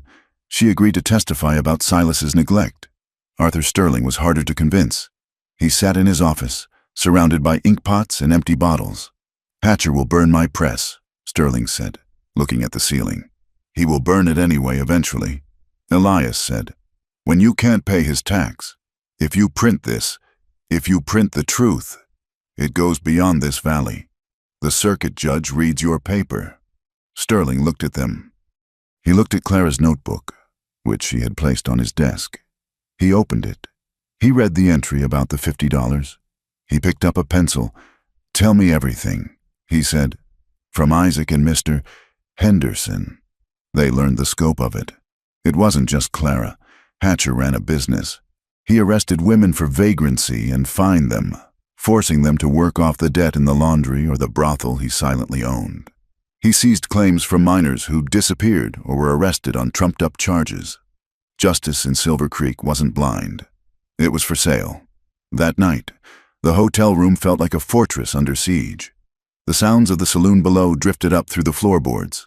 Piano music, laughter, the breaking of glass. Clara sat by the window, watching the street. Elias paced.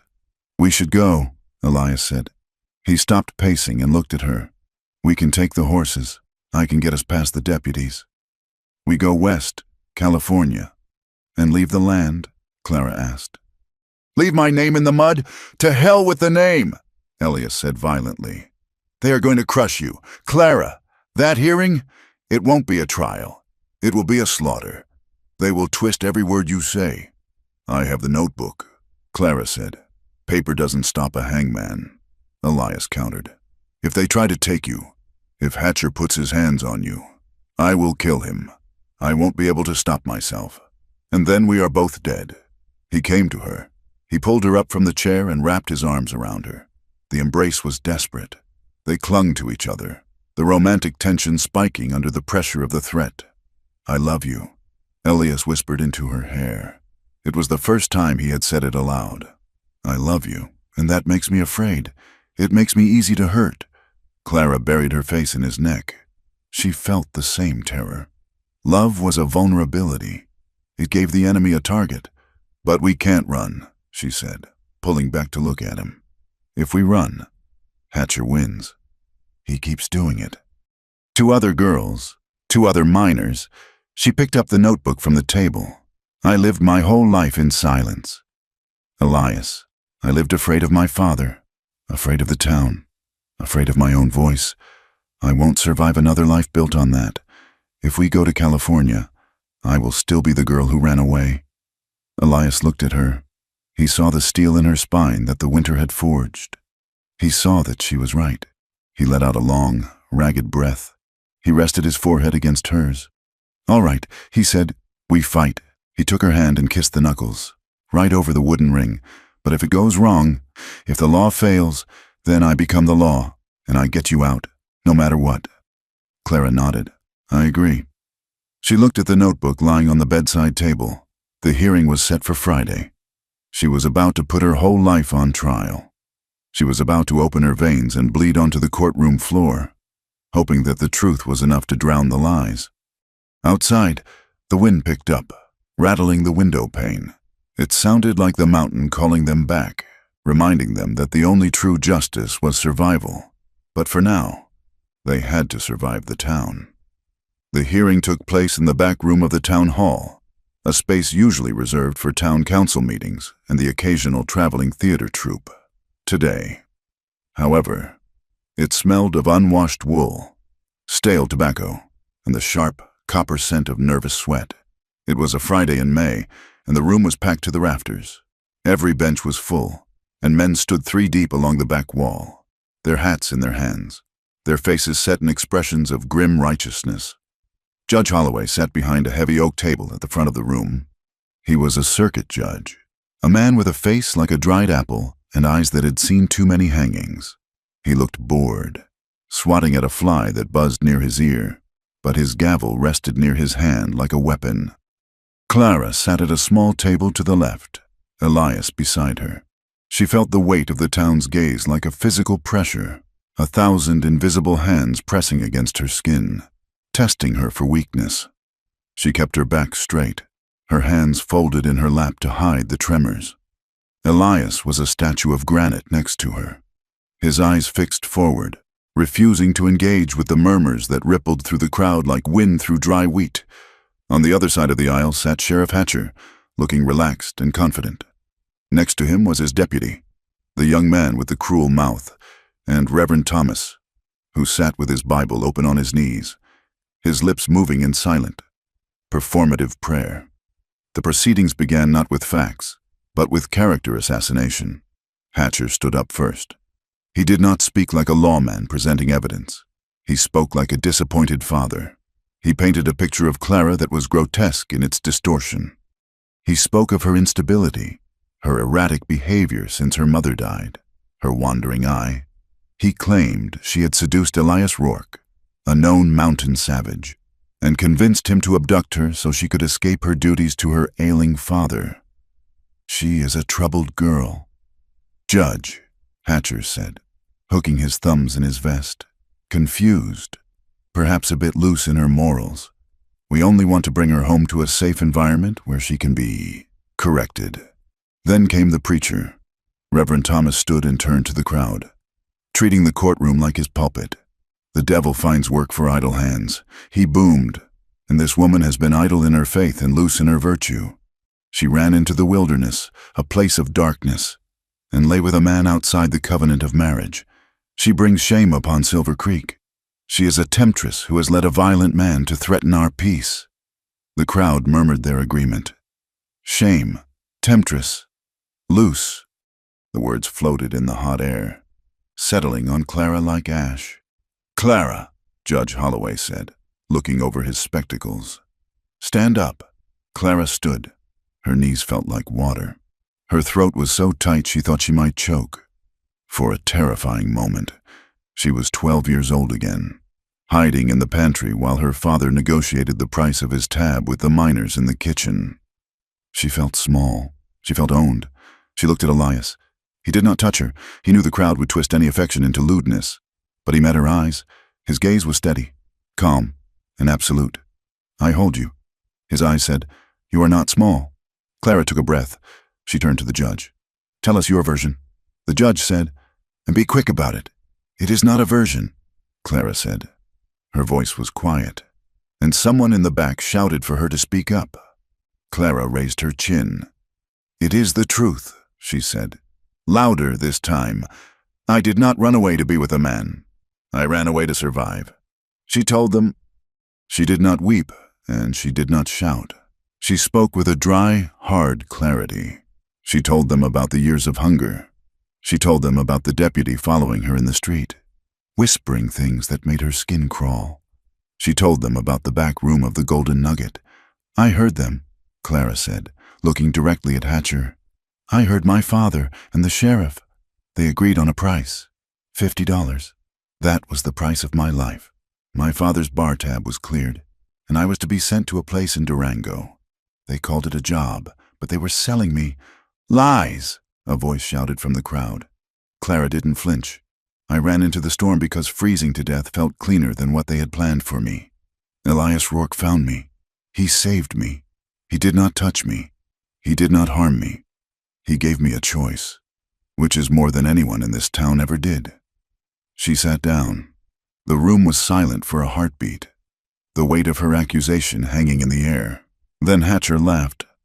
It was a dry, dismissive sound, a vivid imagination. He said, The girl is hysterical. Call Silas Hollis, the judge ordered. Silas was brought in through the side door. He had been cleaned up for the occasion. He wore a borrowed suit that was too big for his shrunken frame, and his hair had been combed flat with oil. He looked like a tragic figure, a grieving father broken by his daughter's rebellion. He took the stand, wringing his hat in his hands. Mr. Hollis, Hatcher said gently, did you ever agree to sell your daughter?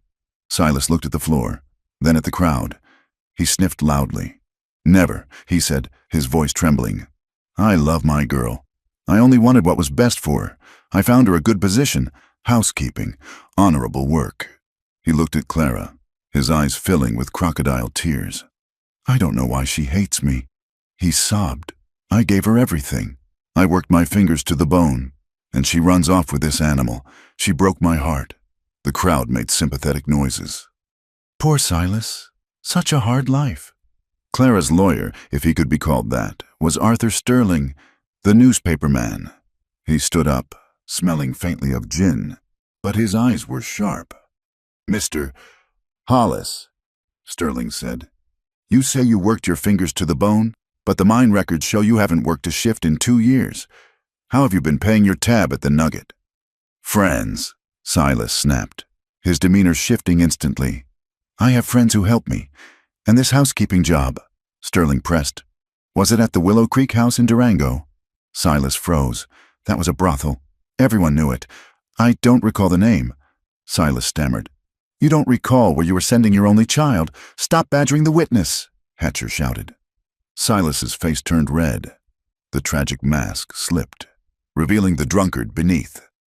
"She is ungrateful," Silas shouted, standing up and pointing a shaking finger at Clara. "She is a burden, born wrong, just like her mother. Useless mouth to feed. A man has to eat, doesn't he? A man has a right to dispose of his property." The room gasped.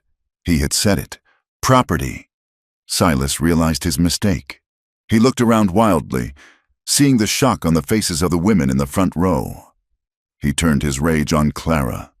"You little witch," he screamed. "You orchestrated this. You want to humiliate me. You are filth. You are a whore, just like—" "Sit down." The judge banged his gavel. "Get him out of here." Two bailiffs dragged Silas away, kicking and screaming obscenities. The silence he left behind was heavy. The charm was gone. The monster was out in the open. "Call Hattie Miller," Sterling said. The midwife walked to the stand. She was an old woman, tough as leather, respected by every woman in the room because she had delivered half their children. She didn't look at Hatcher. She looked at the women in the crowd.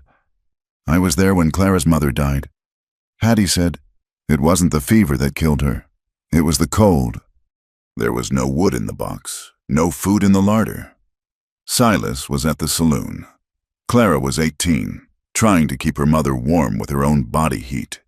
She paused, letting the image sink in. "That girl isn't bad blood," Hattie said firmly. "She is a survivor. She raised herself in a disaster. And if she ran, it is because she had the good sense to know when the house was falling down." Hatcher looked unbothered. He leaned over and whispered something to the judge. The judge nodded. "This is all very touching," Hatcher said, standing up, "but it doesn't change the law. The girl is a minor under her father's care, regardless of his character flaws. And the man, Elias Rourke, is a violent criminal." Hatcher turned to Elias. He smiled. A shark sensing blood. "Let us talk about Leadville. Mr. Rourke, 1874. You killed a man there, didn't you?" Elias stood slowly. The chair scraped against the floor. "I did not kill him," Elias said. "But you beat him within an inch of his life," Hatcher said. "A foreman, a respected man. And then you assaulted a deputy who tried to arrest you. You are a fugitive. Rourke, you have a history of violence against the law." Elias stepped out from behind the table. He looked at the crowd. The foreman was stealing wages from the men. Elias said. His voice was deep, carrying to the back of the room without shouting. He was starving families to pad his own pockets. The deputy was his brother-in-law. They came for me in the night. They didn't come to arrest me. They came to hang me without a trial. He looked at Hatcher. I fought back. I disarmed the deputy. I left him alive. If I was the killer you say I am, neither of them would have walked away. And neither would you. The threat was implicit, but it was delivered with such cold control that a shiver went through the room. Hatcher's smile tightened. "We have a warrant," he said. "An old one, but valid. You are a danger to this community." The room began to shift. The men who had come hungry for a hanging were confused. Silas had looked like the villain. Hatcher looked like a bully. Elias sounded like a man defending himself. Sterling stood up again. He held up a ledger. "If we are talking about records," Sterling said, "I have some here. Records of fines levied by the sheriff's office against women in this town. Vagrancy, loitering, disorderly conduct. All of them worked off at the laundry run by the Reverend or sent to houses out of town." He opened the book. "It seems Sheriff Hatcher receives a consulting fee from these establishments. A very generous one." "Objection!" Hatcher roared. "This is slander. It is arithmetic." Sterling shouted back. "You are running a trade in human beings, Hatcher, and Clara Hollis was just the next line item." The room erupted. Men were shouting. The judge was banging his gavel, but the sound was swallowed by the noise. The deputy, the young one, lost his temper. He jumped up, his face flushed. "She needed a lesson," he shouted over the din, prancing around town, looking at men, acting like she was better than us. "Girls like that need to be taught their place." The room went suddenly quiet. The deputy realized too late what he had said. He had confirmed the malice. He had confirmed the threat. Sterling pointed a finger at him. "There it is," he yelled. "That is the law in Silver Creek, teaching girls lessons. Outside." The noise was growing. The sheriff's men were circling the building, their hands on their guns. Inside, the crowd was splitting. The simple morality play the preacher had promised had turned into something ugly and complicated. "Court is in recess," the judge bellowed, his face purple. "Everyone out. We reconvene tomorrow morning." Elias grabbed Clara's arm. "We are leaving now." They pushed through the crowd. Some men stepped aside, eyeing Elias with new respect. Others, the sheriff's cronies, blocked the way, shoulders checked, spitting on the floor. They made it to the hotel as the sun was setting. The sky was the color of a bruise. Inside the room, Elias barricaded the door with a chair. He moved the dresser in front of the window. He checked his rifle, his hands moving with a mechanical precision that barely concealed the tremors of rage beneath. Clara sat on the bed. She felt stripped. Every secret, every shame, every painful memory had been dragged out and examined by the town. She felt raw, as if the skin had been peeled from her body. "Elias," she whispered. He turned to her. He put the rifle down and crossed the room. He didn't say anything. He just pulled her into his arms. It wasn't a gentle embrace. It was desperate. They clung to each other like two people drowning. Clara buried her face in his chest, inhaling the scent of him, sweat, gun oil, and the pine scent that still lingered on his coat. "It was the only real thing in a world of lies. I am sorry," Elias said into her hair. "I am so sorry they did that to you. I had to say it," Clara said, her voice muffled against his shirt. "I had to let them see it." "You were brave," Elias said, "braver than any man in that room." He pulled back to look at her. His eyes were dark with fear, but it wasn't fear for himself. "I feel like a weapon," he confessed, his voice low. "Sitting there, listening to them lies. I wanted to kill them. Clara, I wanted to tear the throat out of that room. I am holding on by a thread." Clara reached up and touched his face. She traced the line of his jaw, the tension in his neck. "Don't let go," she said. "If you kill them, they win. They want you to be the monster. Don't give it to them." She pulled him down onto the bed. They lay fully clothed, tangled together, seeking the grounding of physical contact. It wasn't about escape. It was about reminding themselves that they were real, that they belonged to each other and not to the town. "I am terrified," Clara admitted into the darkness. "I am terrified that I will just become my father's story of me. The drunk's daughter, the ruin." "You are already rewriting it," Elias said. "Today. You took the pen out of their hands. You wrote the truth. But will it matter?" Clara asked. "The judge. He looks at Hatcher and sees a partner. Then we make it matter," Elias said. They fell into a fitful sleep, waking at every creak of the floorboards, every shout from the street below. The next morning, the mood in the town had shifted. The air was heavy, charged with the static of coming violence. When the hearing reconvened, there was a new witness. It was the bartender from the Golden Nugget, a small, nervous man named Peters. He had been subpoenaed by Sterling. He looked like he wanted to be anywhere else. "Mr. Peters," Sterling asked, "were you working the night of November 12th? "I was," Peters whispered. "Did you see Silas Hollis and Sheriff Hatcher in the back room?" "I did. Did you hear their conversation?" Peters looked at Hatcher. Hatcher stared back, his eyes dead and cold, a silent threat. Peters swallowed hard. He looked at Clara. He saw the way she sat, straight and proud, despite the hell they were putting her through. "I heard it," Peters said, his voice gaining a fraction of strength.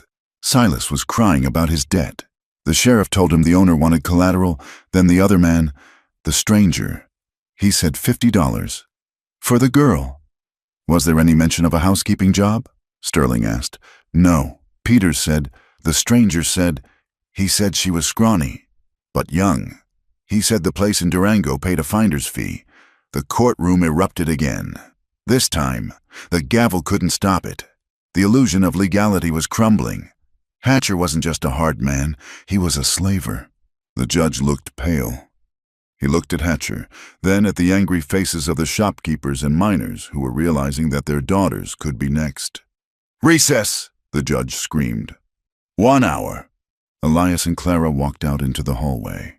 The crowd parted for them, the mood ambiguous. They weren't heroes yet, but they weren't villains anymore. They stood near the water barrel, trying to catch their breath. Hatcher appeared at the end of the hall. He was alone. He walked toward them, removing his gun belt and handing it to a deputy who stood by the door. He stopped 5 feet from Elias. "You think you're smart, don't you, mountain man?" Hatcher said softly. "You think bringing a few crying witnesses changes anything? I own this town." Elias looked at him. "I think the town is waking up." Hatcher stepped closer. He invaded Elias's space. He tapped Elias on the chest with a finger. "You're a killer. Rourke, I see it in your eyes. You want to snap my neck right now? Go ahead, do it. Give me a reason to hang you." He shoved Elias. It was a hard, violent shove. "Come on," Hatcher hissed. "Fight me. Show them what you are."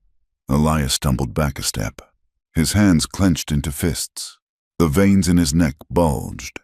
Every instinct in his body screamed to strike, to crush the man who had tormented Clara. Clara watched. Her breath caught in her throat. She saw the violence rising in Elias like a tide. "Don't," she whispered. Elias looked at her. He took a breath. He unclenched his fists. He looked back at Hatcher and smiled. It was a cold, terrifying smile. "I don't have to fight you," Elias said. "I just have to watch you hang yourself," Hatcher snarled. He swung. It was a vicious right hook aimed at Elias's jaw. Elias didn't block it. He caught it. His hand snapped up, catching Hatcher's fist in midair. The sound of meat hitting meat was loud in the quiet hallway. Elias gripped Hatcher's hand, crushing the knuckles. He twisted, stepping in, using his leverage. He didn't punch. He swept Hatcher's legs out from under him and drove him into the wall. He pinned him there, his forearm against Hatcher's throat. Hatcher gasped, his face turning red, his feet dangling inches off the floor. Elias leaned in close. "I am not the man I was in Leadville," Elias whispered. "I have something to lose now." He let go. Hatcher slid to the floor, coughing and humiliated. Elias turned his back on him and walked to Clara. "Let's get some air," he said. They walked out the front doors of the town hall. The sunlight was blinding after the dim hallway. The crowd was gathered on the steps, arguing, shouting. The tension was at a breaking point. Suddenly, a figure lunged from the shadow of the pillars. It was the deputy, the one who had been humiliated on the stand. He wasn't thinking about the law. He was thinking about his pride. "You bitch!" he screamed. He grabbed Clara by the arm, spinning her around. He raised his hand to strike her, to drag her down the stairs. Clara didn't freeze. She didn't scream for Elias. She dropped her weight, just as she had learned on the ice. She drove her boot backward, stomping hard on the deputy's instep. As he doubled over in pain, she drove her elbow back into his ribs. It wasn't a graceful move. It was a desperate, ugly, survival move. The deputy stumbled back, gasping. "You step back!" Clara shouted, her voice ringing out over the square. The deputy snarled and reached for his gun. Elias was there. He didn't just step in. He descended. He grabbed the deputy by the collar and the belt, lifted him bodily into the air, and threw him. The deputy flew 5 feet and landed in the mud of the street with a wet thud. Elias stood on the steps, Clara beside him. He looked at the crowd, his chest heaving. "Is there anyone else?" Elias roared. "Is there any other man here who wants to hurt my wife?" The crowd looked at the deputy groaning in the mud. They looked at Hatcher stumbling out of the doorway, clutching his throat. They looked at Clara, standing tall with her fists clenched, and Elias, a wall of protective fury. And then the town split. "That's enough, Mr. Henderson," the grocer shouted. He stepped forward, standing between Elias and the sheriff's men. "This has gone on long enough. Let the girl be," a woman's voice called out. It was Hattie. More people stepped forward. The miners who had been cheated. The women who feared for their daughters. The shopkeepers tired of the taxes. They formed a wall, not facing Elias but facing the sheriff. "Justice!" someone shouted. "We want real justice." The hearing was over. The riot was beginning. And in the chaos, Clara realized that she wasn't on trial anymore. The riot outside the town hall did not turn into a massacre, but it broke the dam that had held back the truth for too long. The sight of Deputy Miller lying in the mud, felled by a woman he had tried to humiliate, and Sheriff Hatcher nursing a crushed hand, stunned the crowd into a breathless silence. It was the silence of a people realizing that the monster they feared was made of meat and bone, just like them. Judge Holloway, watching from the safety of the vestibule, saw the tide turn. He was a political creature, and he knew that when the wind shifted, a wise man adjusted his sails or risked capsizing. He banged his gavel on the doorframe, a hollow sound in the open air, and declared that the hearing would continue, but the authority in his voice was brittle. By noon, Arthur Sterling had the printing press running hot. The special edition of the Silver Creek Gazette was hitting the streets before the ink was dry. The headline was simple and damning: "Justice for sale, the sheriff's ledger exposed." Sterling had printed the numbers, the dates, and the names of the women who had been fined into servitude. The paper moved through the town like wildfire, passing from hand to hand, turning whispers into shouts. Sheriff Hatcher saw the paper. He saw the way the shopkeepers looked at him, not with fear anymore, but with a dangerous, simmering calculations. He knew how these mining towns worked. A man could be king in the morning and swinging from a rope by sundown if the mob decided he was the villain. He didn't wait for the judge to issue a warrant. He went to his office, unlocked the safe with his good hand, and stuffed his saddlebags with gold certificates and the deeds he had stolen. He took the back alley, mounting his horse and kicking it into a gallop, heading not for the main road, but for the scrublands to the south, aiming for the border. He might have made it, had Clara May Rourke not been watching. She was standing at the window of the hotel room, packing the few things they had brought down from the mountain. She saw the dust cloud rising from the alley behind the jail. She saw the distinct, panicked gait of the sheriff's gray gelding. "He is running," Clara said. Elias was at her side in a second. He looked at the dust.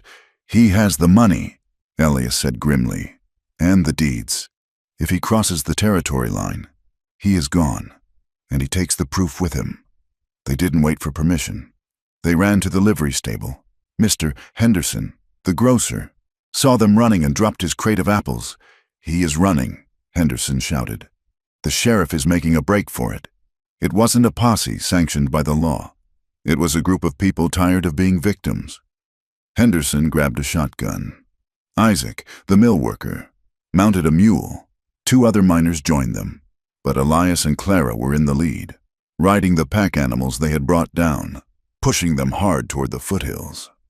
The chase led them away from the road and into the teeth of the landscape. The spring runoff had turned the low country into a bog. The ground was a soup of clay and meltwater that sucked at the horses' hooves. The wind came tearing down from the peaks, cutting through coats and stinging eyes. It was a miserable, indifferent country that cared nothing for human concepts of justice. They tracked him for 3 hours. The sheriff was riding a better horse, but he was riding with panic. He made mistakes. He forced his mount through deep water where he should have gone around. He left a trail of broken sagebrush and churned mud that a blind man could follow. It was Clara who spotted him. They had reached a box canyon, a dead end of red rock and scrub oak where the water from the high melt gathered in a roaring, muddy torrent. Clara pulled her mule up, shielding her eyes against the glare of the afternoon sun. "There," she pointed, up in the rocks. Hatcher had realized his mistake. The canyon was a trap. He had dismounted and was trying to scramble up a scree slope on foot, dragging his heavy saddlebags with him. Elias swung down from his saddle. He pulled his Winchester from the scabbard. "Stay here," he told the others. Clara dismounted. I am coming with you." Elias looked at her. He saw the set of her jaw, the same look she had worn when she pulled the knife on the deputy. He didn't argue. He knew that this was her ghost to exercise. They climbed the slope, boots slipping on the loose shale. Hatcher saw them coming. He abandoned the saddlebags, letting them slide down the hill in a shower of gold paper, and scrambled behind a large boulder. "That is far enough," Hatcher screamed. His voice was ragged, cracking with exertion and fear. Elias stopped. He stood in the open, 50 yards below the boulder. He didn't raise his rifle. He held it across his chest, his stance wide and grounded. "It is over." "Hatcher," Elias called out. "The town knows. The judge knows." "There is nowhere to run," Hatcher laughed. A jagged, hysterical sound. "The town is a flock of sheep. I sheared them for 10 years. They will forget in a week." He popped up, firing a wild shot from his revolver. The bullet kicked up dirt 10 feet to Elias's left. Elias didn't flinch. He didn't return fire. He just took a step forward. Clara stepped up beside him. "Look at me! Hatcher!" she shouted. Hatcher peered over the rock. He saw her standing there, wind whipping her hair across her face, mud on her hem, looking nothing like the terrified girl he had cornered in the alley weeks ago. "Go home, whore," Hatcher spat. "Go back to your drunk father. You are nothing. You are just a piece of trash I forgot to take out." He was trying to use the old weapons. Shame, disgust. He wanted her to shrink. He wanted her to believe that she was what he called her. Clara felt the words hit her, but they didn't penetrate. They bounced off the armor she had forged in the winter silence. "I am Clara Rourke," she said. Her voice was not loud, but it cut through the wind. "I am a wife. I am a witness. And I am the woman who beat you." She walked forward. "Shoot me if you have the nerve." "Hatcher, but look me in the eye when you do it. Look at the person, not the rumor." Hatcher hesitated. In his world, power came from fear. He couldn't understand why she wasn't afraid. It broke his rhythm. It made his hands shake. He stood up, leveling his pistol at her chest. "I will kill you," he snarled. "I will kill you both and leave you for the coyotes." Elias moved. It wasn't a rage-fueled charge. It was a precise, calculated action. He brought the Winchester up. He didn't aim for the chest. He didn't aim to kill. He aimed for the threat. The rifle cracked once. Hatcher screamed and dropped the pistol. He clutched his right shoulder, spinning around from the impact and falling hard against the rock. Elias worked the lever of the rifle, ejecting the spent shell, and walked up the slope. He kicked the pistol away. Hatcher lay in the dirt, groaning, blood seeping through his fingers. He looked up at Elias, expecting the killing shot. He expected the mountain man to be the savage he had painted him as. "Do it," Hatcher wheezed. "Finish it." Elias looked down at him. The anger was there, a hot coal in his chest, urging him to pull the trigger. He remembered the way Hatcher had looked at Clara in the courtroom. He remembered the threats. It would be so easy. It would be justice. But then he felt a hand on his arm. Clara was there. She didn't pull the rifle down. She just touched him. "He isn't worth the hanging." "Elias," she said quietly. Elias looked at her. He saw the peace in her eyes. She didn't need Hatcher dead to be whole. She just needed him stopped. Elias lowered the rifle. "You are right," he said. He reached down, grabbed Hatcher by the collar, and hauled him to his feet. "You are going back," Elias said to the wounded man. "You are going to stand in that courtroom, and you are going to listen to every word of the testimony. You are going to live with what you did." They marched him back down the hill. The group of allies was waiting. Henderson looked at the wounded sheriff, then at Elias. "You didn't kill him," Henderson said, sounding surprised. "Death is too easy," Elias replied. "Let him rot in a cell." The return to town was a procession. People came out of their houses to watch the sheriff being led to his own jail, bleeding and broken.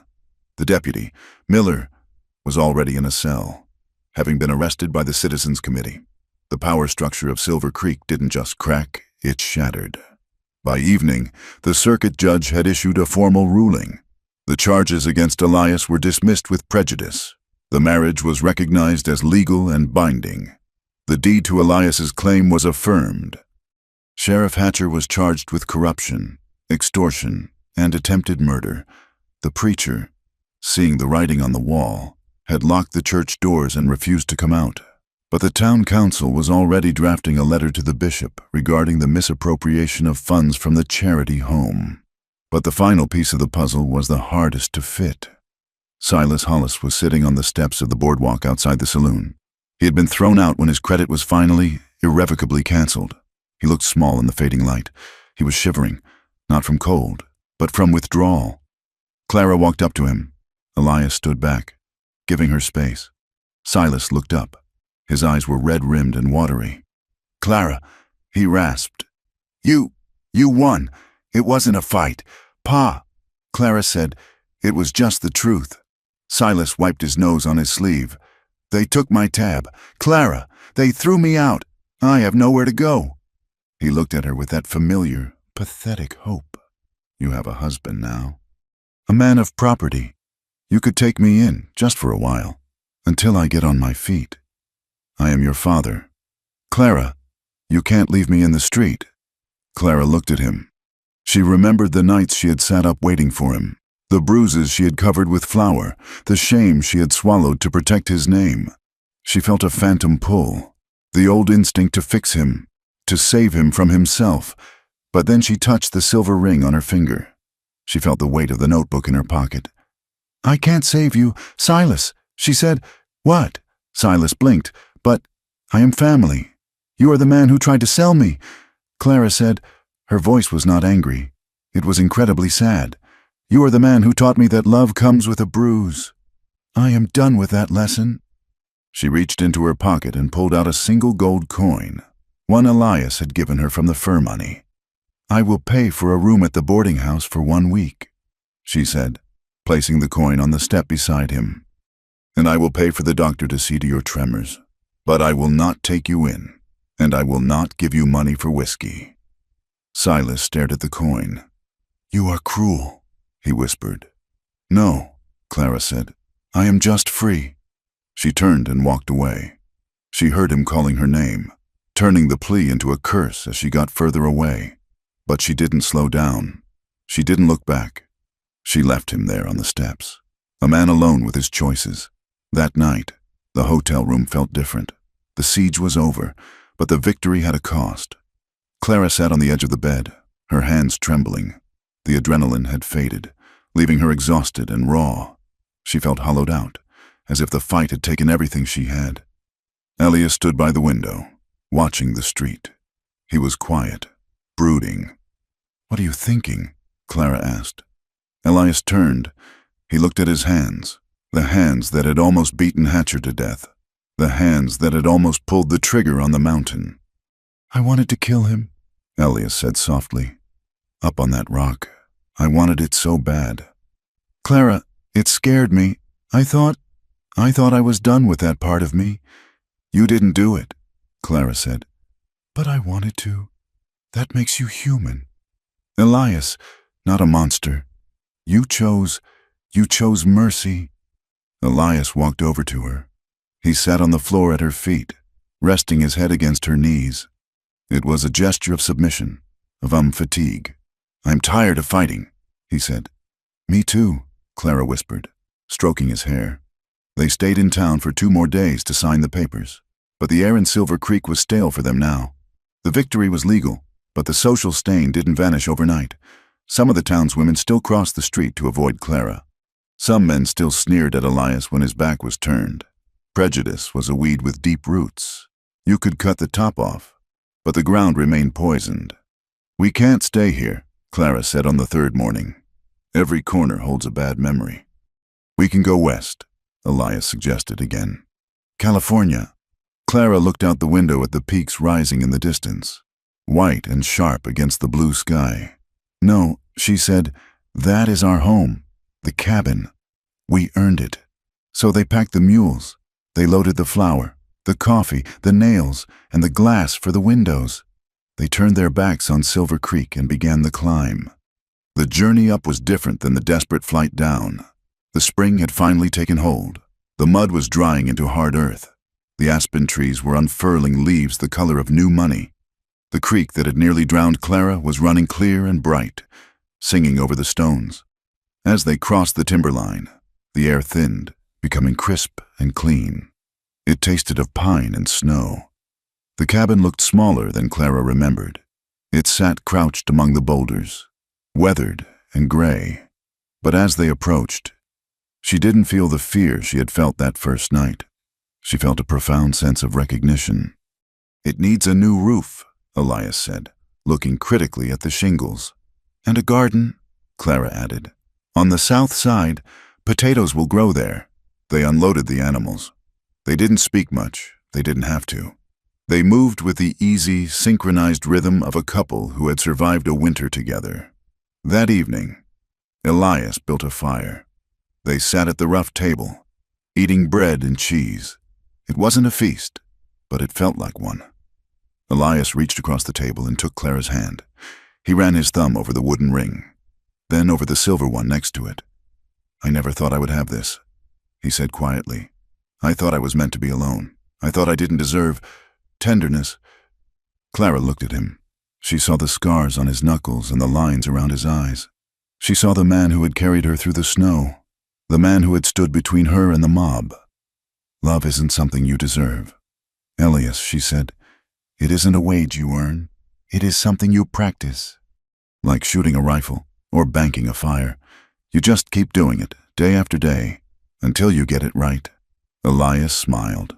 It was a slow, genuine smile that reached his eyes. "I reckon I can practice," he said later, while Elias checked the horses. Clara sat by the fire with a new notebook she had bought in town. She dipped the pen in the ink.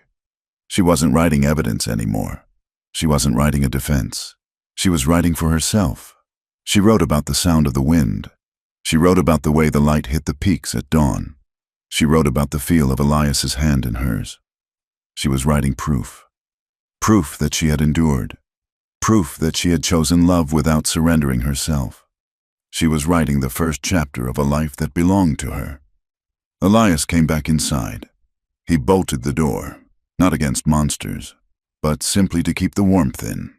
He came to her, pulling her up from the chair. His kiss was different now. It wasn't the desperate, frantic collision of the winter. It was steady, it was deep. It was braided with trust and laughter and the profound comfort of being known. "Come look," he said. He led her to the door and opened it. The sun was setting behind the peaks, painting the snow in shades of violet and gold. The air was still. In the distance, a wolf howled, a lonely, wild sound. Clara stood on the threshold. Elias stood behind her, his large frame shielding her from the wind. He placed his hand on her waist. He didn't grip her. He didn't claim her. He simply rested his hand there, a silent statement that he belonged alongside her. They looked out over the vast, indifferent, beautiful world. Below them, the town of Silver Creek continued its noisy, messy life, full of judgment and greed and small mercies. But up here, in the thin air, there was only the truth. They had carved out a fragile hope. It wasn't a perfect peace. It was a life earned with blood and testimony. But as the first stars pricked the darkening sky, Clara leaned back against her husband and knew, with a fierce and stubborn certainty, that this life was theirs. "Thank you for listening to I'm a Drunk's Daughter," she confessed. "Mountain Man said, 'You're my wife. That's all that matters.'" I hope this story of Clara and Elias resonated with you. It is a tale about the hard road to dignity and the healing power of a love that respects rather than owns. I would love to hear where you are listening from today. Are you in the mountains, the city, or somewhere in between? Please leave a comment below and share your thoughts on the story in English. If you enjoyed this journey into the American frontier, please consider subscribing to From Wild West. We have many more stories of survival, romance, and the untamed spirit of the West waiting for you. Until next time, keep your chin up and your powder dry.